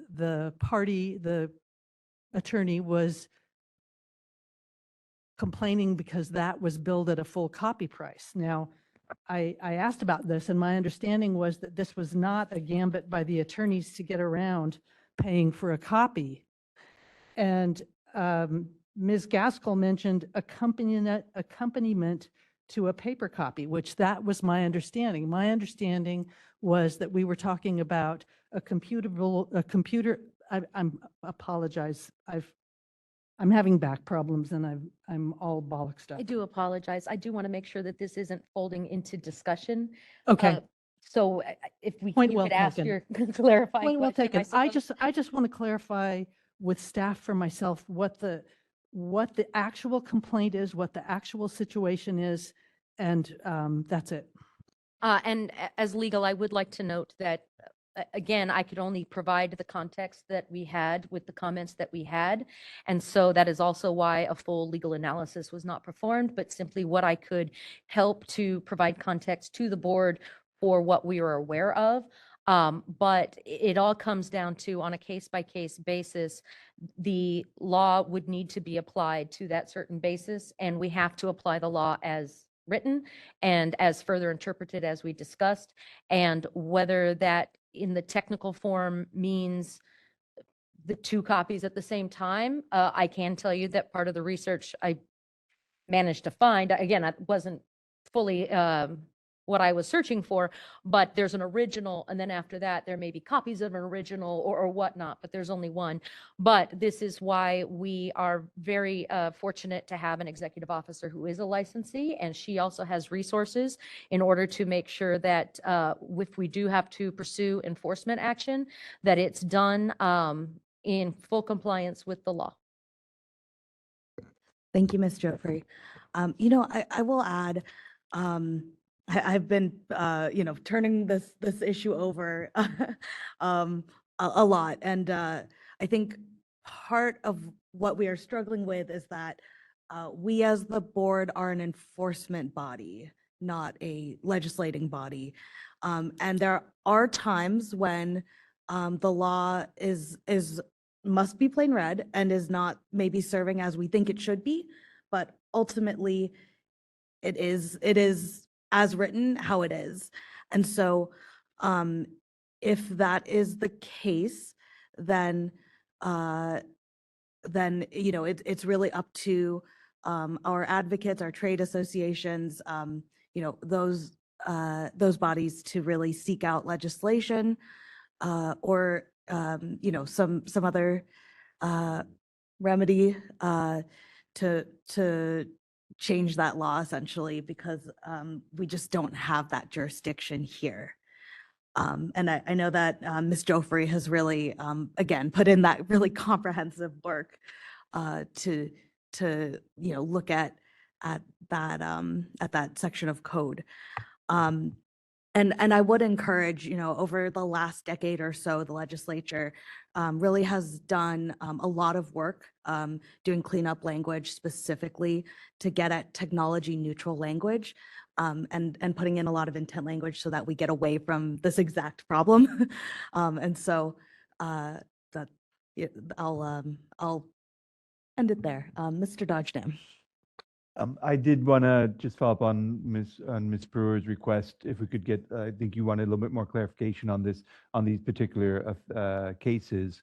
What was the situation? And I'm curious as well to try and understand. I think the confusion for me is a little bit around, you know, the original and then the copies. Were there paper copies and digital copies, or were they only digital copies? Maybe a little bit more context may help us in an understanding. If I may, we can put this on the agenda for discussion. I'm getting really nervous about Bagley Keene. Okay. But also one of the issues we have is we can put this matter for discussion at the next meeting, but there is nothing that this board Can do about can it. anyway. do. And so if there are detailed interpretations, we cannot provide a reg to clarify those. There's detailed interpretations or factual applications, those need to be done with the specific facts at hand. For example, for enforcement matters, it's generally a substantively related crime if you have a DUI. In California, we have a .08, and then after that, you're DUI, and there's a statute that says if you are DUI, you are, as a matter of law, a danger to the public. But if your DUI occurred in a dry state, and you basically had some poppy seeds, and so you pulled a .001, when we look at that, we wouldn't necessarily charge that because it wouldn't make sense with our laws as written. So when it comes to the factual analysis to the statute, we would have to do that on a case-by-case basis. So again, if the board wishes, we are certainly able to place this on a future agenda, but there's really nothing within this board's jurisdiction that we can do as a board. Thank you for clarifying. And a question either to you or to our director is what are we asking for, or what is the decision on this point for today that we can make? So there would be no decision. The public asked for the ability to make public comment. Okay. Bagley Keene and the California Constitution encourages the public to participate in their government. And while we can't do anything, it is something within our jurisdiction. And so that the public within our jurisdiction can comment on these items. So this is why, rather than saying this isn't something we can handle and therefore we're not going to put it on the agenda, we did decide to go ahead and accept comment, but there's no action that we have a legal ability to take as a whole. It would have to rely upon generally enforcement case-by-case basis, just as if we had to interpret an assault as part of a We have no control over the penal code. Sure. We have to work with the law as written, applied to those particular facts. Thank you. And just to clarify, do we need to take a final action on this item? And just hearing everything, thank you so much for that explanation, Ms. Joffrey. And as an attorney, I know what our limitations are. So our hands are tied here. Action is actually prohibited. The matter was set for public comment only. Perfect. Okay, great. Just want to clarify that nothing further is needed from us. Thank you for that clarification, Mr. Manayan. With that, I'm going to do one last call for any board comments or questions. Seeing none, we will move to agenda item 13, future meeting dates. Per our usual custom, staff will poll board members offline about their availability for dates. Are there any public comments on this topic? We will start in the room. Seeing none, on WebEx? Thank you. This is the moderator. If anyone would like to suggest a topic for a future meeting, you may do so by clicking on the hand icon to raise your hand, or you may click on the question mark icon, type the word comment, and then click send. And our call-in users can press *3 to raise their hand. And as a reminder, this is only to briefly describe the topic you'd like to have added to a future agenda.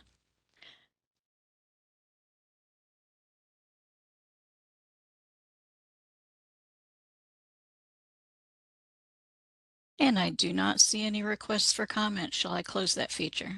Thank you, moderator. You're welcome. With no further business on the agenda, we will adjourn. But before I do that, I will do one last thank you, huge thank you to our DCA staff, our board staff again for making us look good and keeping the board running. So thank you. With that, we are adjourned.